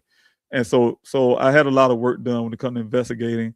And my opinion is when I looked at, we already talked about Ken, but when I talked to Billy, he came to out the searches. I'm gonna tell you something, you guys, for those who have missed loved ones or anything going on in your family. A lot of times people who are suspect and have done or have involvements with things that are going on, like missing person, they'll show up to things like searches to see what you know. They'll show up to this Q&A to see what I know or what those type things, right? So those things would be expected. But I'm not saying that necessarily saying, I say he's a suspect. All of them are suspect. Ken is a suspect to me. Billy's a suspect to me. What I'm saying is when Billy came up to the searches, I was out of the search. I'll never forget. I was taking my quad, not quad, but UTV off the trailer. And my then search coordinator came to me and said, "Hey, Dave, this guy say he's seen your son, basically. And he's a federal law enforcement officer." And he came up and he said, "Hey, how you doing? I'm Billy." I don't know if he put his name in the public yet, but that's why I'm, not want to say his last name just yet. But I think it's already public. But if I see it in the chats, then I know it's public. But the thing is, Billy came up and he introduced himself, and he had a badge, a golden badge, and he says, "Hey, I'm a federal law enforcement officer," and he started telling me how he seen my son last, right? And he said, "Hey, basically, he was out target practice with his children, and he told me it was around 1:00 that day." He saw him on the other side of the Hassayapa River, and from a distance. And the way he said it, put me on a different level. Being a military guy, we're taught to not orient your weapon, towards anyone. We're really careful where we're pointing, right? And so he said he saw my son through the scope of his rifle on the other side of his vehicle, from the other side of the Hassayapa River. And I'm like, "You're using a rifle to look at a vehicle?" And so it was that. And then he said later on, he saw him again by the Wagner Wash, on the side of the banks of the Wagner Wash with his vehicle, and he seemed to appear to be cleaning out his vehicle because his driver's door was open, he said, and he was kind of digging in the vehicle, and he walked up to him to say something to him. And he said Dan was real polite, and he's talking to him really friendly, and he was really nice, and to him and his children. And he said, he was asking Daniel, "Is this a good place to target practice, right? To do target practice and the things like that?" And he said Daniel told him, "No, we work in this area. You need to go over there. That's where they target practice at, right?" And so that was his assessment at that time. When he was telling me all of that, I sent him to my private investigator because that's his job. He was there at that search. I said, you go to him. My investigator did confirm to me that he was a federal law enforcement officer. He was wrong. He said, "Oh yeah, he's a federal law enforcement officer." I even said it in my family press conference and believed it. From a novice standpoint, I believed all of that until it's Shiro's Nation is her name. She's I don't know if she's on here tonight or not, but she's a podcaster as well who was happening to listen to Q&A one day, and she says to me, "Well, Mr. Robinson, how do your son can give him direction where to target practice when that was his first time ever been in the Sonoran Desert, ever been out there? He never been out there before, so how would he know that?" And that dawned on me. So she was right. I was like, well, that is true. How he would know that when he has never been? Excuse me, everyone. How would he know where to send him to target practice? And so those things, that's when they started ringing alarms to me. Also, the fact that some reason, I tell you like this, when I'm leaving that desert out there, I won't say the last man standing. That's the word I like to use. I'm the last person to leave the desert. And the reason why I do that is because I want to make sure every one of y'all family members that come out there to my searches are going home to their family safe, right? And so in my searches, we always, the team and I will hang out, and then I end up hanging out after the team, right? And sometimes I do that because I'd like to go out there and see if I can feel Daniel, right? And so I remember, Billy, some reason for 2 searches back to back, he kind of hanged out late, and he kind of gave me the quingies because he said he's a federal law enforcement officer, but he was driving this really old, raggedy vehicle. Not saying judgmental about people, but he didn't fit one, and then he was coughing like he had something going on with him. I really wasn't really sure, but it just gave me a feeling like something didn't just match with him. Law enforcement, him. It didn't match, and I said, well, maybe he's some type of undercover guy type deal, whatever. Um, but long story short, we found later that he had some extensive things going on with his own personal life. He and I used to talk on the phone and I do this because I needed to get information, but I had a podcast that I don't know his name, and I'm not gonna put it out there, who really messed things up. And at the time, I was really, I know a lot of things I've been doing is really public. And so when I was kind of talking to Billy to get information, much information as I can, that came to a halt because of one person who was out there, a podcaster who put Billy's information out to the public about his life and all of that. It just screwed everything up for what we was doing in the background. It has really messed things up. And so right now to date was really harmed by that, right? Not getting the information we could have gotten because I was really close to getting something from Billy. He couldn't get, some reason he wanted to talk to Buckeye Police Department, he says, and they was ignoring him for a good long time. And then eventually he called me and said, hey, yeah, they wanted to finally interview me. But as soon as after that happened, like I said, this guy did what he did on social media. And at the same time, once he talked to Buckeye, he disappeared. All that kind of disappeared away. I couldn't get anything from that point. So what I can say, yeah, he's also always going to be a suspect to me, meaning that it don't match his story. And then he's changed the story as well. He said 1:00 when he seen Daniel through the scope of his rifle around 1:00. Once he got wind of that, that's when that first accident supposed to have happened around 1:00 from a private investigator. He changed it to like 9:00 in that morning or something to that effect, something way before. So all this changing the stories, and law enforcement didn't see much. And when I talked to law enforcement about it, once they interviewed him, they say, oh, it was nothing there, nothing to see with Billy, basically. Not even the fact of him personating a law enforcement officer with the badge was no big deal to the Buckeye Police Department.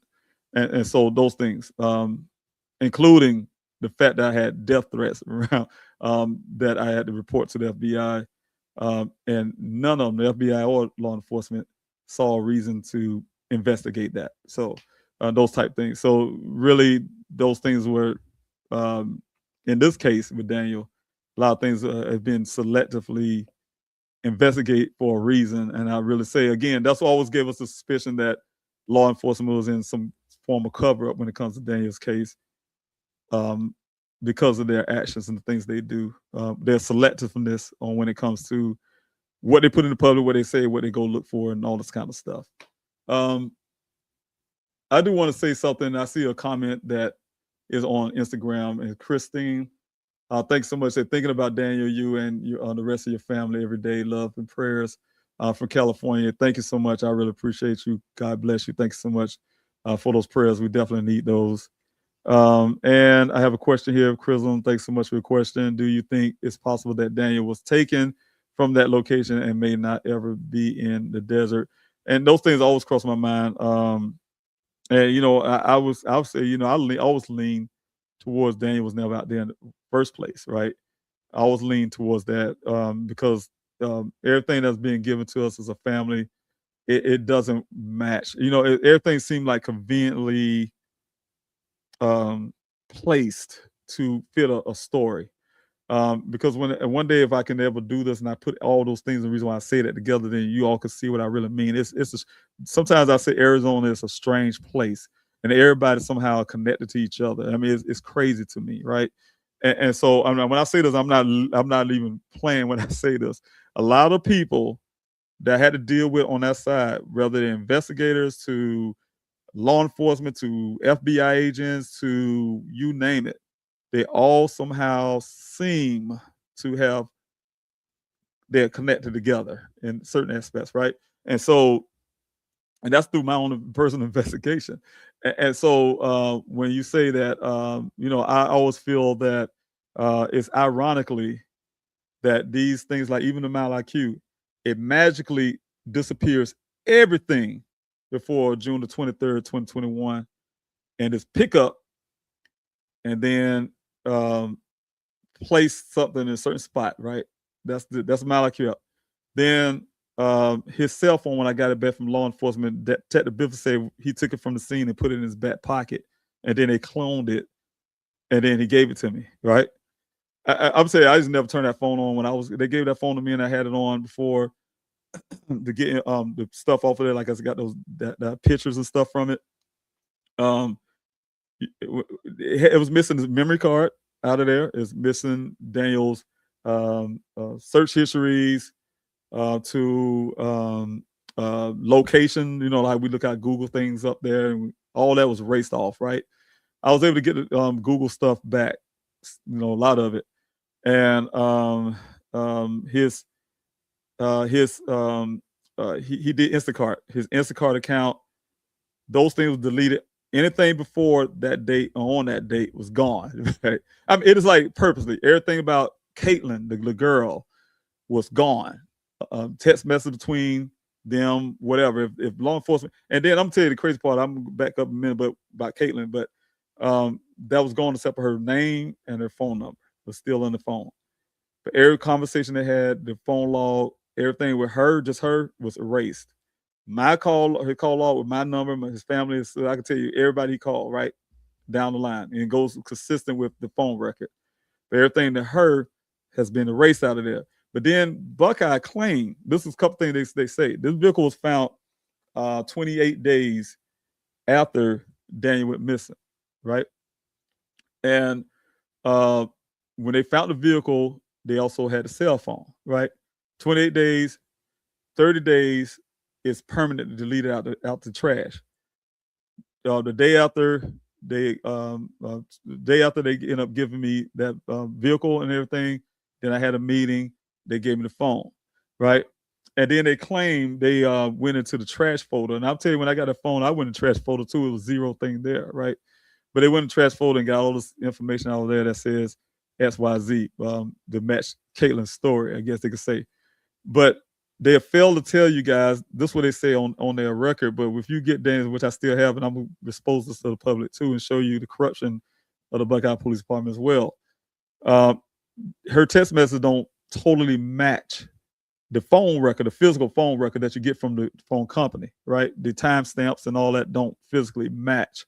But they went with that story anyway. They let the lady upload her own information to that system they have, right? Evidence ID or whatever, evidence.com, whatever they got. So that's problematic too. But when it comes to that location for, again, Daniel ever been out there, it's a lot of things about this whole story that don't fit. The other part is the strangest part about, like I said, everything fitting together to draw a narrative.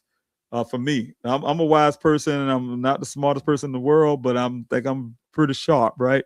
When I know people, I've been trained to watch people, military, but I'm intuitive in the way I like to watch body language with people and stuff too, right? That is me, right? I really, because I pay attention to people. I like to pay attention to people. I care about people, so of course it's natural, right? So I can kind of tell when something's wrong with people and things like that. So when I met Chief Hall in that meeting, we had things didn't go well. They promised things, whatever. I can go through that, but I'm not. But the thing that stuck with me the day after that, the weekend after that meeting, I still didn't stop my searches. I still had the search going. And I told you guys this before. The guy who was working with me at the time as a search coordinator, I had to end up letting him go eventually because he was working with the Buckeye Police. For whatever reason, he saw the fact that he needed a scanner. I don't know why he needed one, but I know he was giving Buckeye information and everything I was doing out in the desert for whatever reason. And so to make a long story, he came called me one day. This is the first time I remember at this point, my daughters just come to searches. We didn't know. They never showed us what the location where the vehicle was found, right? Ever. Nobody, I didn't know where it was located. My daughter didn't know. My family, we didn't know. But after that search, on Wednesdays, we always plan. Hey, we look at the grid map and I say, hey, this is what I want to search now. XYZ, this is what's going to happen. We're going to go this, that, blah, blah. And my search coordinator, he helps organize that to get people to locations. We have a logistics coordinator who helps with the food, with the beverages and things that people may need and all this kind of other stuff, right? And so everything's planned out. I was on the way to search that morning. When I got almost near the area up to Buckeye, I got a phone call from my search coordinator, and he was saying, hey, David, you know what? I found a place out in the desert where volunteers, because at that point we was also parked on the side of the road, and a little dirt road or whatever, side dirt road. He said, I got a place that's a lot more open. You get more cars into there, because at that time sometimes we have 200 people at the search. We get more people in the area,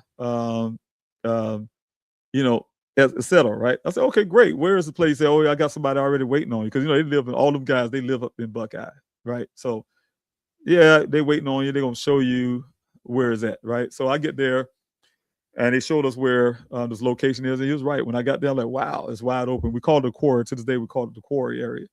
And so we started a park down there. People's following. We all get down there to the quarry area, and I'm waiting on my search coordinator. He was late. He never late, but he was late this time. Like I say, he lived in Buckeye, so he should be there for me. I had to come from Phoenix. And so I saw his vehicle in the distance over the sunrise, showing up into the area, but he had a vehicle that's marked just like his. But, he drives around in this vehicle like a police vehicle.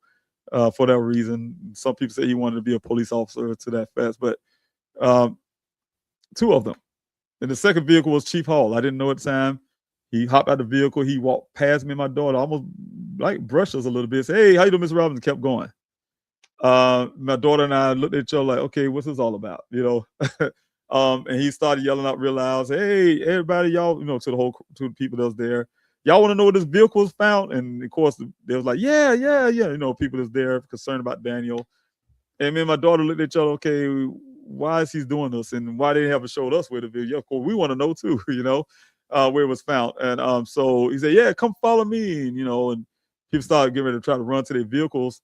And he said, no, you don't need your vehicles, right over this hill. And I was like, well, how ironic is that? We right here, and there's the hill's right there in front of our face, right over the other side of this hill. We look at my daughter, look at each other like, okay, this is crazy. So we following him like he's Moses, like I always like to use. He's like Moses leading the children of Israel to the promised land. And we walking behind Chief Hall.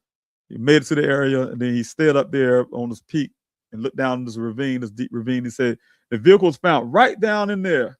And he said, I know, because I was here and I seen it myself, and blah, blah, blah, and so on, so on.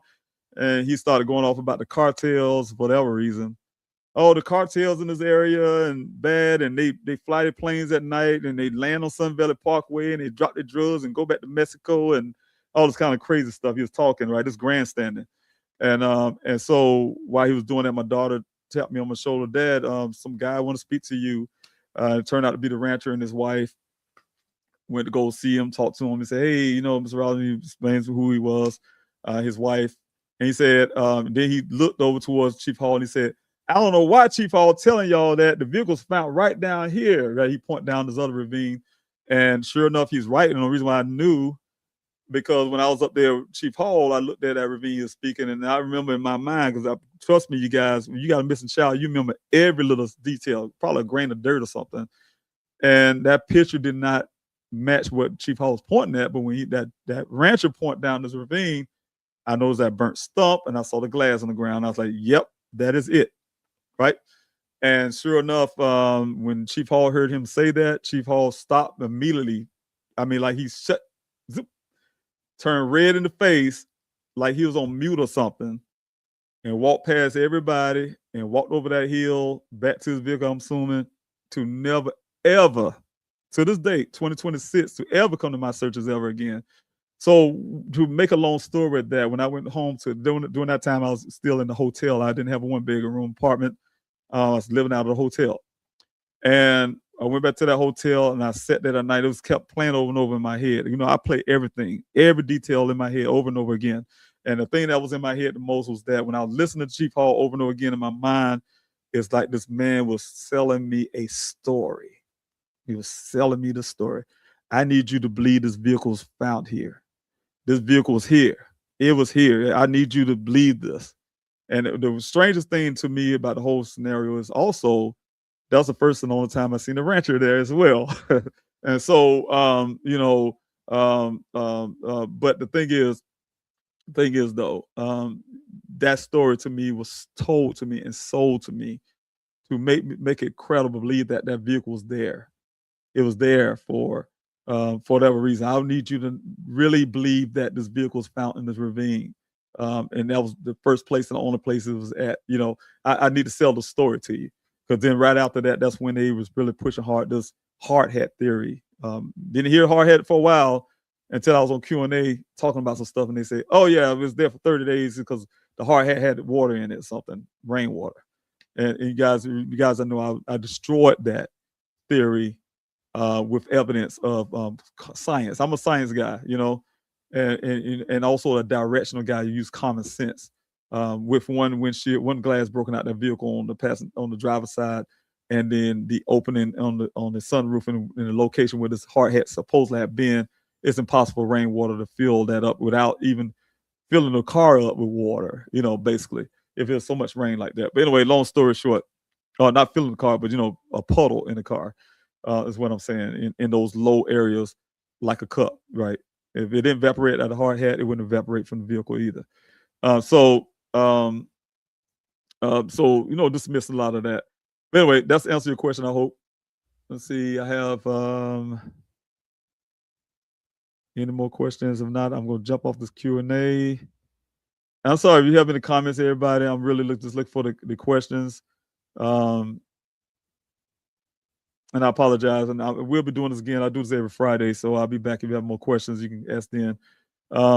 I'm trying to do it every Friday. I'm doing it next Friday, but then after that, I'll be traveling a lot, doing some movement, so I'll probably miss that Friday after that. But I do this every Friday. So if you have any more questions, please come back.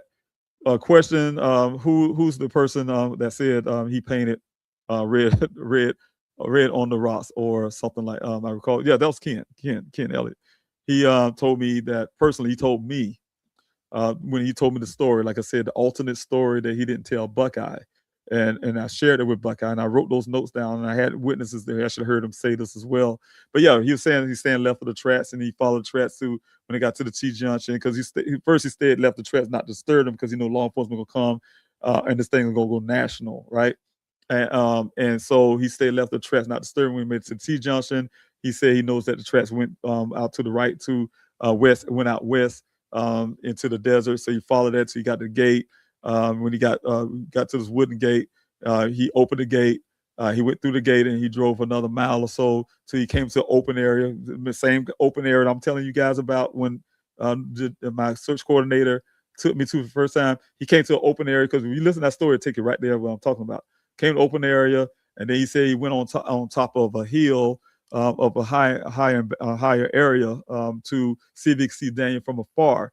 Then he said he took red paint and started spraying rocks with red spray paint so law enforcement can know where to come look.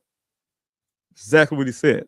So if you follow that story verbatim, because I say, okay, when he got on this high elevation he was talking about to look out far, if you look in that area where the open area is, it's like, okay, where he was standing on. So now I'm thinking about it right here. He may be talking about the hill where the vehicle is found on the other side over there. So now I'm spraying with red paint so law enforcement can know to come over here to find this vehicle. I'm adding that part, but I'm saying is that's what the story can lead to, is what I'm saying, what makes sense to me. But when you put it to law enforcement, Buckeye Police Department, they dismiss it. They don't want to hear it because it don't fit their narrative. Their narrative at first was to paint my son, who's a brilliant scientist, very stable young man. I can tell you guys have a lot of friends. If you met him, you'll love him. Very intelligent. He just so happened to, and I'm a computer engineer major, but he he came to me, and that's what I'm thinking about the days before he went missing, a couple days before he went missing, 2 days before. He and I was talking about his computer because he was what he's doing. He's building his own computer for work and things. It doesn't sound like a person who's ready to disappear. Building his computer, and then the 2 days before he went missing, he's proud of that work he did. He put some, me and him talk about RAM, how much RAM he need to put in there, and all this kind of stuff, this computer stuff. And he did it. He did it himself. He's very proud. And so what I'm saying is, we use those kind of thinking, saying this stuff that, but anyway, law enforcement want to put him off as some type of depressed person, and they put it in the report where his co-workers with an S, and I got on their behind about that. They use plurals, all the co-workers with an S, and I'm telling you the part that really irks me with that is that Daniel is a field geologist, hydrogeologist, but he also is a field geologist. Major New World hired field geologists, meaning they work in the field. They don't work in the office. When you talk to Major New World, and I have meetings with them many times, board meetings with them, they rarely see their field geologists, rarely.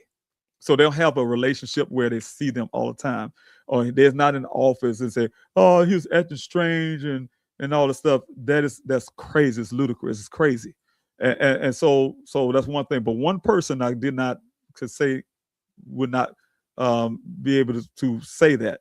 And his name is Roger. He's one of Dane's friends, on the job, off the job friend, right? And so he actually lived with him before. So the thing is, that person can say something like that, and I can hold on to it somewhat, right? But those other, when they use plurals, that was sensationalizing Daniel case, make him look like he's unstable. They also painted this Caitlin thing as he's unstable, even to the point of threatening. Had me concerned because I'm a father. I'm a girl dad. I'm a girl dad. I have daughters, and of course, I would not let any man, not even my own sons, harm any young ladies or any woman. Period. And so, what I'm saying, when I heard certain things, of course, I'm gonna be on the defense of young lady, because my men, my sons, won't perform or act that way, right? And so when I hear those stories, there's another thing that rings to my head, that that's not Daniel's character. I can see him reaching out to somebody he like or something to that effect, but not in the way they try to paint it like he was a stalker or he was in love and all the stuff. And then they lied about me, and they still kept that in the report. The father said he's in love with a woman he didn't know. I never said that. Daniel never even told me he was in love. He never used the word love when it came to Caitlin. But the thing was, and I'm the last one to talk to him other than his mother. And so the point is I'm making is the sensationalizing of Daniel's case to paint him as almost like the villain. He's not the victim. He's the villain, or the person who's not needs saving. The Caitlin need the saving, or this person need the saving, but he's missing, right? And so it often happens all the time, and I had to do everything I can to combat that first with law enforcement. Then they put me, when a vehicle showed up, to say, hey, maybe he joined a monastery. Maybe he would just want to be away from his family and join a monastery to become a monk. Because it's hard to believe that we have a loving family where we are very close to each other, which we are, and we love each other. We really love. My children love each other so much that they share passwords and things like that. And so what I'm saying is, the point I'm making is, we're different. So if there's some stereotypical things that the Buckeye had in their head, and they want to just paint these narratives and these pictures there for our family, I had to just do it. You guys don't know what the hell I've been through when it comes to law enforcement, fighting, combating public opinion, the things that law enforcement try to put out there, and at the same time try to search for my son, try to keep a level head to conduct the search. I never organized anything in my life until I did these searches and organized a search and push Daniel's story really hard for 3 months to become national. I know some people try to contribute it to the Petito case, but nobody been out there for every night when I'm out there working late at night, pushing Daniel's story on social media and everywhere else, and to get it on a level to become national. That took hard work. That took 1 to 2 hours of sleep at night, So nobody talks about that. They only try to contribute that to somebody else's story. So what I'm saying is, there's a lot of things I had to deal with when it comes to my son's case and fighting for him and advocating for him and being his justice and being his dad and also trying to be an investigator and fighting things like that. So there's a lot to come along with that. So when I hear this red transfer paint and law enforcement not taking that seriously, this when I say the spray paint, the red paint, he said this before. Now he said this. He said this before the vehicle actually showed up. So he doing this, and then so happened my investigator find red transfer paint on the vehicle. Why is that not a serious thing for law enforcement to say, hey, we're gonna find out where this red transfer paint came from, right? They never did because they didn't care.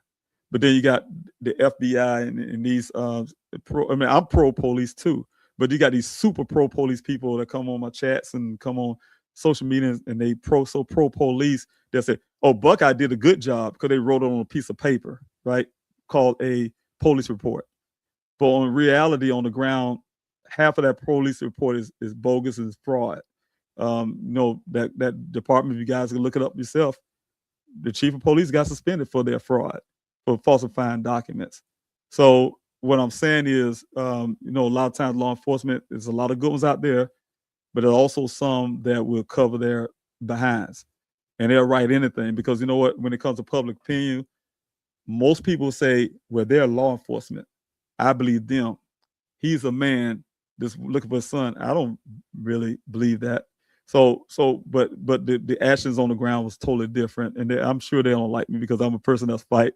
I'm not the dad that just left that day when they gave me everything to say, hey, look, we have nothing else. We have no more leads, is what they told me. They gave me everything. That's why how you guys think I had the vehicle and everything. They literally gave me everything before I got my private investigator. They gave me everything. I didn't know what to do with the stuff. I didn't know what to do with it at all. They gave me everything, vehicle, all that, and pretty much said, we ain't got nothing else to do. Take your behind back to South Carolina. It's over. But I'm persistent. I pushed it. I got it on the national stage. I have you guys have backed me, writing phone calls, you name it. Put that pressure. Had CNN come on the desert, Dateline, this, that. When that happened, they all said, oh, we still investigating. We still investigating, right? That's not good police work. If I haven't pushed the way I did, you guys, y'all would have never, ever heard of Daniel Robinson. Trust me, you wouldn't have done it. It's 600,000 Americans out there that go missing every year, and we don't hear all their stories. Trust me, you would not have heard of Daniel Robinson if I didn't keep pushing. So, again, I have, let me see. You say, Barbara, thanks so much. You say, C, I don't know what it means, but I think it's the police in Arizona have been under the microscope for a long time, and I'm sure they did. I know when I first got to Arizona, Phoenix Police Department had the Justice Department to come in because of the George Floyd thing. We had, and let me tell you the crazy part about this twist of that. They had the Phoenix and also the Buckeye Police Department got caught harassing people who showed up to these protests. My son was one of them. He was in the protest. He was in George Floyd protest. Protest is something he believed in, police brutality, you name it. So he's an advocate too as well. And I'm proud of him on that because I remember when he was out there, I'm sitting here right here where I'm at now, and I'm talking to him on the phone. I'm talking to Dan on the phone. He said, Dad, guess where I'm at? I'm like, where are you? He said, I'm at the protest, and I hear the people in the background. Yeah, whatever. And I got a little jealous, like, man, I wish I was there with you, because, that's the kind of person I am too. I believe in standing up for what's right and what I feel is right. And so he was there, and he even got an interview with one of the local channels. You guys, I got pictures of that. I put it on here all the time. But they were actually harassing, calling them gang members. Could you imagine they calling my son, for instance, who's out there, gang members? Calling them gang members now. My son don't know what a gang is really, by name, but gang members. Now, come from a great home, got a father, have a mother, but he a gang member, right?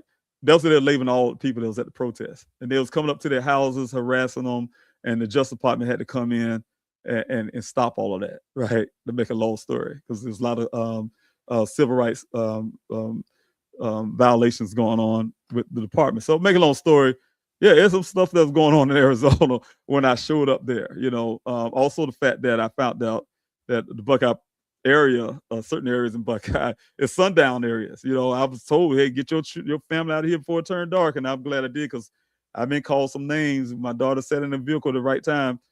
in broad daylight on pickup trucks, guys riding past. So, it's out there. Things out there. And I'm living in the South, and I never had that happen to me. So, not when I say like that openly in the drum. I had it happen, crazy stuff happen, but not like that, brazen in the sun, bright, probably like noon in the day, sun bright.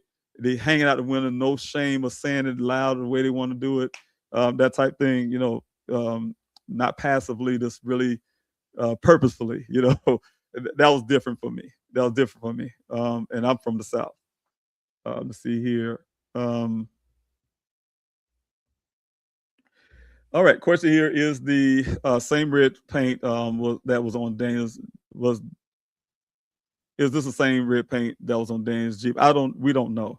And that's what I was saying. I was making that point that when we found the red transfer paint, I wanted those things tested, and law enforcement would not do it.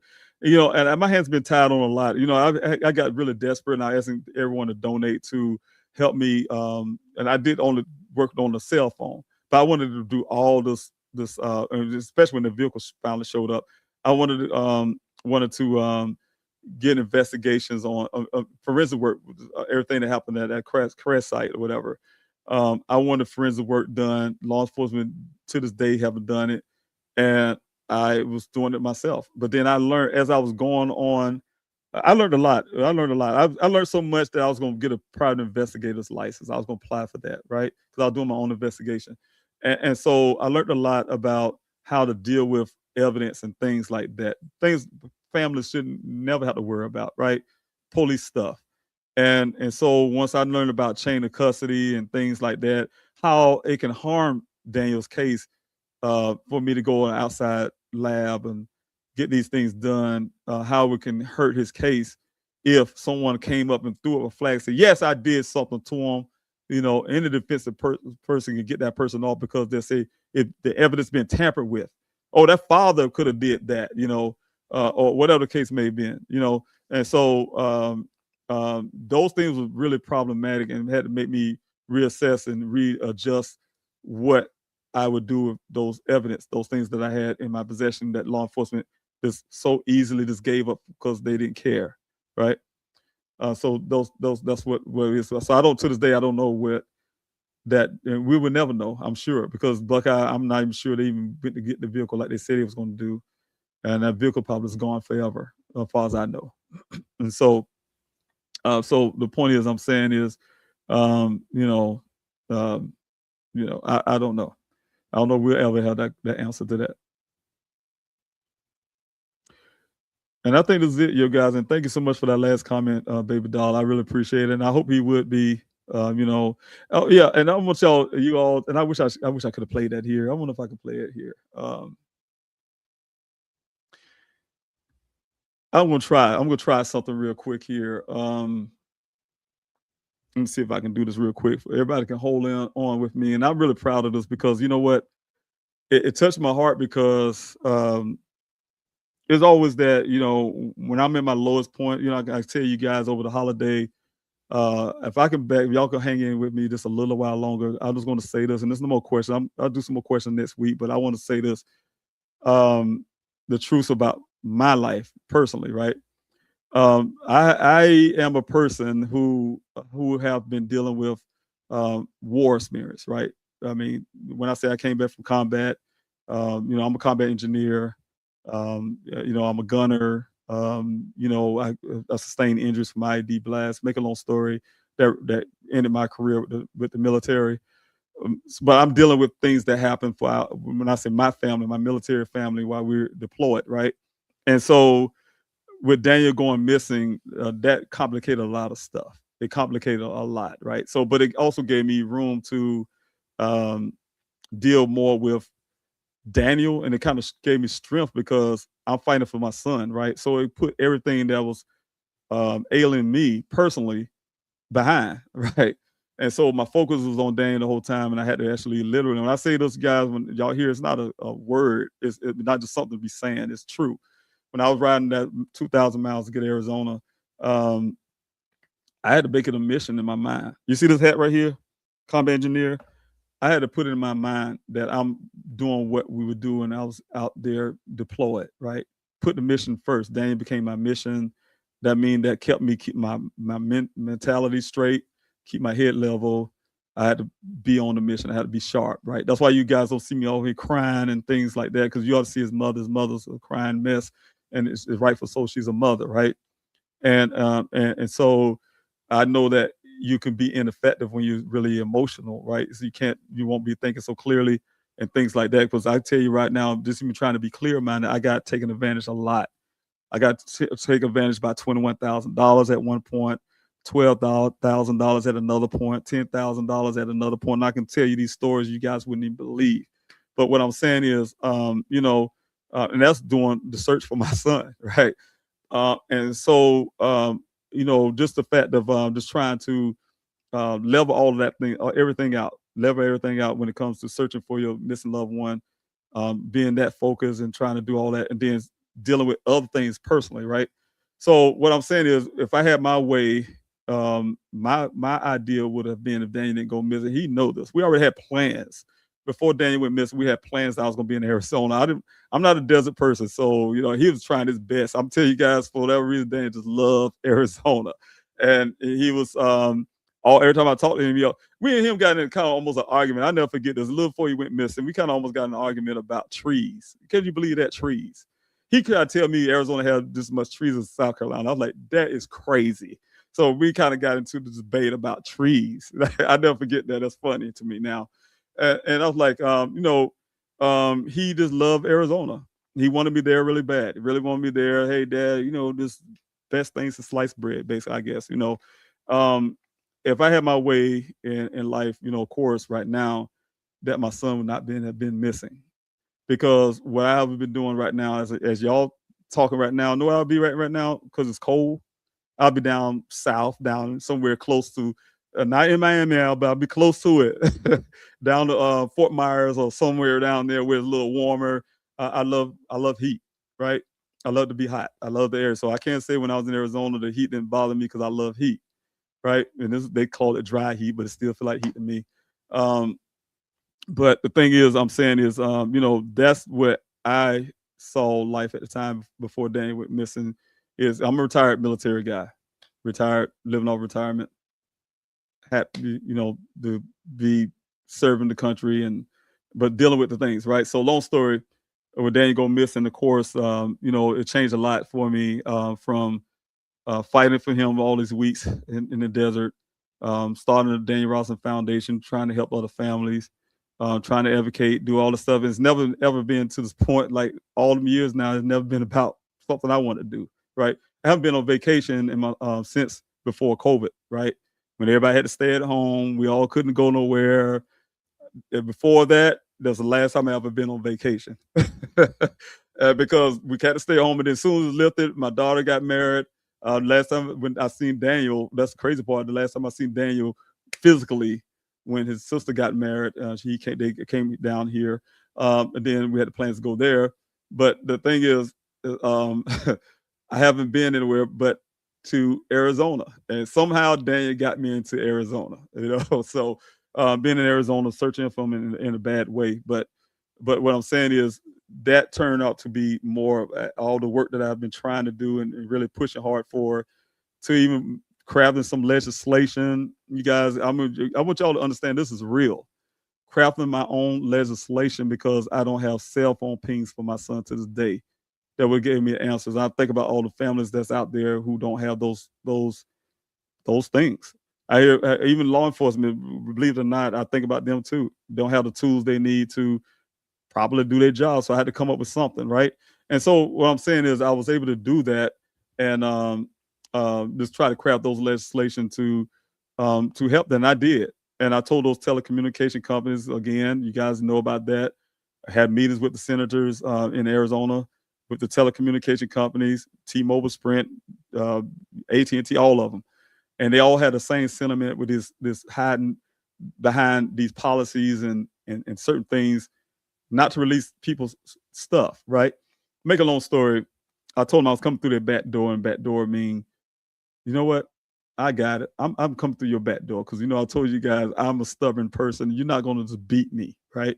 And so I told them I'll come through your back door, Don't worry about it. I'll come through your back door. And I don't know what they probably thought what I meant by that, but what I meant by it was I'm going to run for U.S. Congress because, you know what? I'm going to do it myself. The senators can't do it, then I'm just going to do it myself, right? And so that's what my public office came from.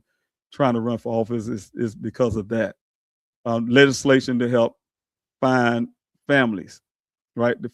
Give law enforcement the tools, give family power to get certain data and things like that. So I crafted legislation, wrote it, taught myself how to write legislation. Make a long story, I was taking it to Congress with me. I ran for Congress in 2024, so that changed my whole life as well. It's not about David anymore. Again, it's all about running on the campaign trail, trying to figure this thing out. Never did this before. Not a politician, whatever. Right?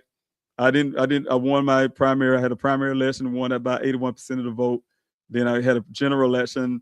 That was a presidential year, and lost that. But I had 41% of the vote against a 24-year incumbent, right? And I'm running again here in 2026, doing the same thing. I have a primary, unfortunately, but then I'm have a what's the midterm election? It's coming up on November 3rd to get this legislation to Congress and do it myself, right? That's one thing.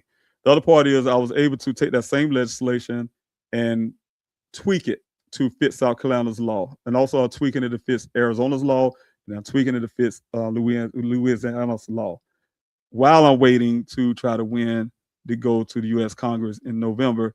But I already did it for South Carolina. I introduced it here in South Carolina to a Senator Ott, who filed it for this month, her session. So right now it's going through the process. I'm saying this to you guys because I need those who have missing loved ones to go with me to testify, because we're going to go point to testify to get this legislation passed and pushed. And I really need people's help. So I'm saying this early because whenever that time comes, I'm reaching out to everyone to say, hey, look, even if you don't have a missing loved one, you don't have to be part of South Carolina State. I just need people to say, hey, we need this legislation. So I'll be talking about that legislation a little bit more, and we need it, and it's important, and I need your help to get it passed and get it through the South Carolina House of Representatives and Senate. And but then after that, you guys, I'm telling you again, I'm doing this whole thing for all this go together. From the time I run fighting for my son to the advocacy work to Danny Ross, all this and running for everything's together. So nothing's separate is what I'm trying to say. And that's what I'm doing with my time. Someone asks, hey, is there other things you do? Yeah, that's what I'm doing to it ain't about my life. That's the point I'm trying to say, you guys. I'm not doing anything about David. Nothing David. I'll be on the beach somewhere right now. But it's all about trying to get help for families and things like that. Don't get me wrong. There's other things that's important to me too. That's the reason why you don't just run for Congress for just missing Americans issues. But there's other issues I'm running for too as well. But my major issue is this. Is this the reason why that I would have been doing something totally different. And that pushed me to run for U.S. Congress to actually do the right thing for people, right? And so I really feel like I've been pushing that position to be able to do that, to help people, as many people as I can. I didn't ask for this, and I feel like God put me in this place, so I just have to just follow lead, right? So that's where I'm at right now. I say that for a reason because I'm trying to find this one thing, and I want to share with you all before I get out of here, because it meant a lot to me. Someone came in my inbox and she was sharing. She had wrote a song, right? I'm not gonna put her name out. You probably can see it on the thing, but she wrote a song and shared it with me and let me have it for Daniel. She wrote it for Daniel, and I thought I'd say it like this: it's a beautiful song. It touched my heart. It touched many people's heart. And what I did is with her song, I created the video to go around it because she inspired me to do that, to add the video to go with it. So I'm gonna see if I can get it up. And, I'm trying to get it up real quick, you guys, and I'm gonna share a screen with you if I can. So, but I got to try to figure out how to get it here. Let's see here. Y'all bear with me just 1 minute. I'm trying to set it up here so you all can join in with me on this. Let me see. I wish I can do a full screen. Okay. I may not be able to get the full screen. But you always see the comments and things like that. So it's not going to look the prettiest thing because I'm actually sharing screen with you. So it's going to look kind of it's going to look kind of funny here. I'm looking at the screen to see if I can try to find a button there for the full screen, but I don't see it. But anyway, I'm just going to go ahead and play it. I'm going to play it and then share it with you guys if you want to listen to it. I might even add it to what I do here. See if I can find the share screen button here. Sorry, screen with this one here. And all right, I'm going to share a screen with you guys. And if y'all can see that, everyone can see this, please let me know. It looks kind of weird to me. So let's see. Was I going to hide myself?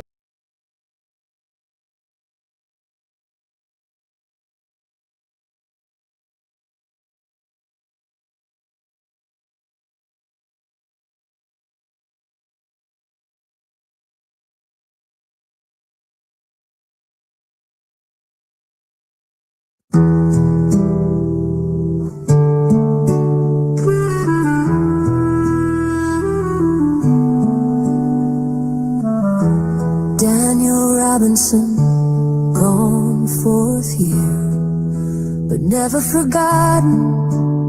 We grow restless, searching the world for truth. Tracks in the sand disappear with the sun. One more story left undone, a Jeep in the ravine. But where did you go? The desert keeps secrets it won't ever show. Whispers in the wind, they don't explain why the stars look down with quiet pain. Lost in the dust where the shadows play, gone without a word, without a way. Family holds on through the cruel unknown, searching the silence to bring you home.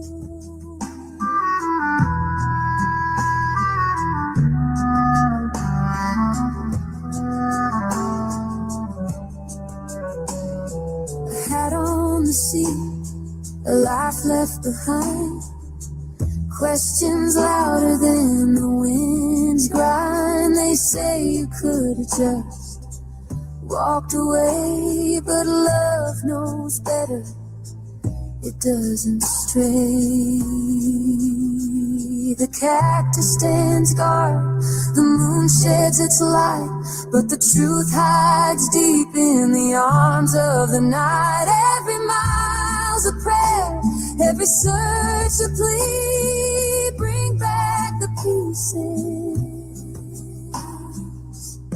set the soul free.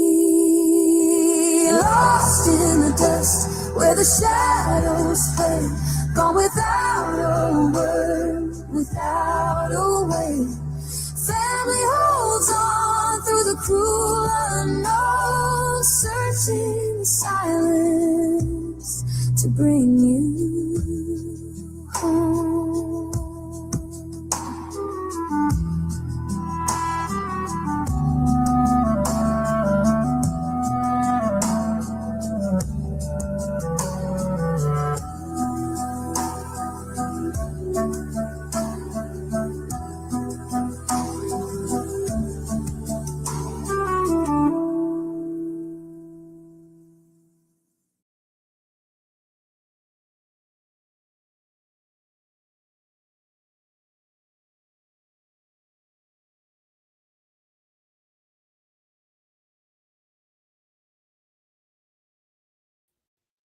Unmute myself. Thanks so much, everyone, for watching that with me. I put that out there because, you know, if you come on the social media platforms, you're already on it. You will see that video sitting there. I really appreciate her for actually taking the time to do that. And, you know, to even think about Daniel. Like I said, the song itself, you know, it has a lot of meaning. It took me to not tear up, because, the meanings and the things that was put into the song, and the time and the thoughtfulness and everything. So in the heart. And so I just want to share that with you all before I jump off. Please, please, please, by I mean, listen to it and tell me what you think. Again, so thank you so much, everyone, for joining in tonight. I'm going to jump off now. I think, I always say this every time. Hey, look, I'm not going to stay on long in here. It's 2 hours and 15 minutes. So I'm long-winded for one thing, and I really enjoy, talking with you all. I enjoy also answering questions and things like that. And I really appreciate everyone who's taking their time to be with me and to show your love and also the support, because I would not be able to go this long without you guys. I mean, literally, would not be able to go this long. I have work to still do. I'm still trying my best, the best that I have, the little that I have. I try to make the most of it. So I'm really grateful for each and everything that you all doing. Thanks so much. I see you, Tracy. Thanks so much. God bless you too. Thank you, Esther. Thank you so much. I really appreciate you as well. Yes, Janice, it is a beautiful song. I really appreciate each and every last one of you. Everybody on Instagram side that I couldn't put on the screen, thank you so much for being here as well. I'll see you guys next week. If you want to come on next week and you have any more questions, please come back next week.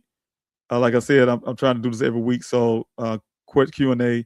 Oh yeah, one last thing. I apologize. I wanted to go through this the journey and talk to you guys all about that and give some advice tonight, but I will do this next week. I'll try to make more time for that. But you can find on Daniel Robinson Daniel Robinson Foundation. Everything running together. DanielRobinsonFoundation.org. You can download it. You can look at it. I really appreciate it. And please forgive that website as well. Again, I'm a one-man job, one-man thing almost. Not totally. I have a team, but a lot of things I do is I have to do it myself, and it takes time. So if you look at the website and say, hey, this needs to be updated, this needs to be upgraded, please give me a little grace. I'm doing everything I can to make sure that it get back on track. So again, but the journey, you can, again, like I say, go on there and you can download it, share it with your loved ones or people you know who have missing loved ones. I really can appreciate it if you guys can do that. That's part of helping what I'm doing as well. So thanks so much. I'll talk to you all next time. God bless you.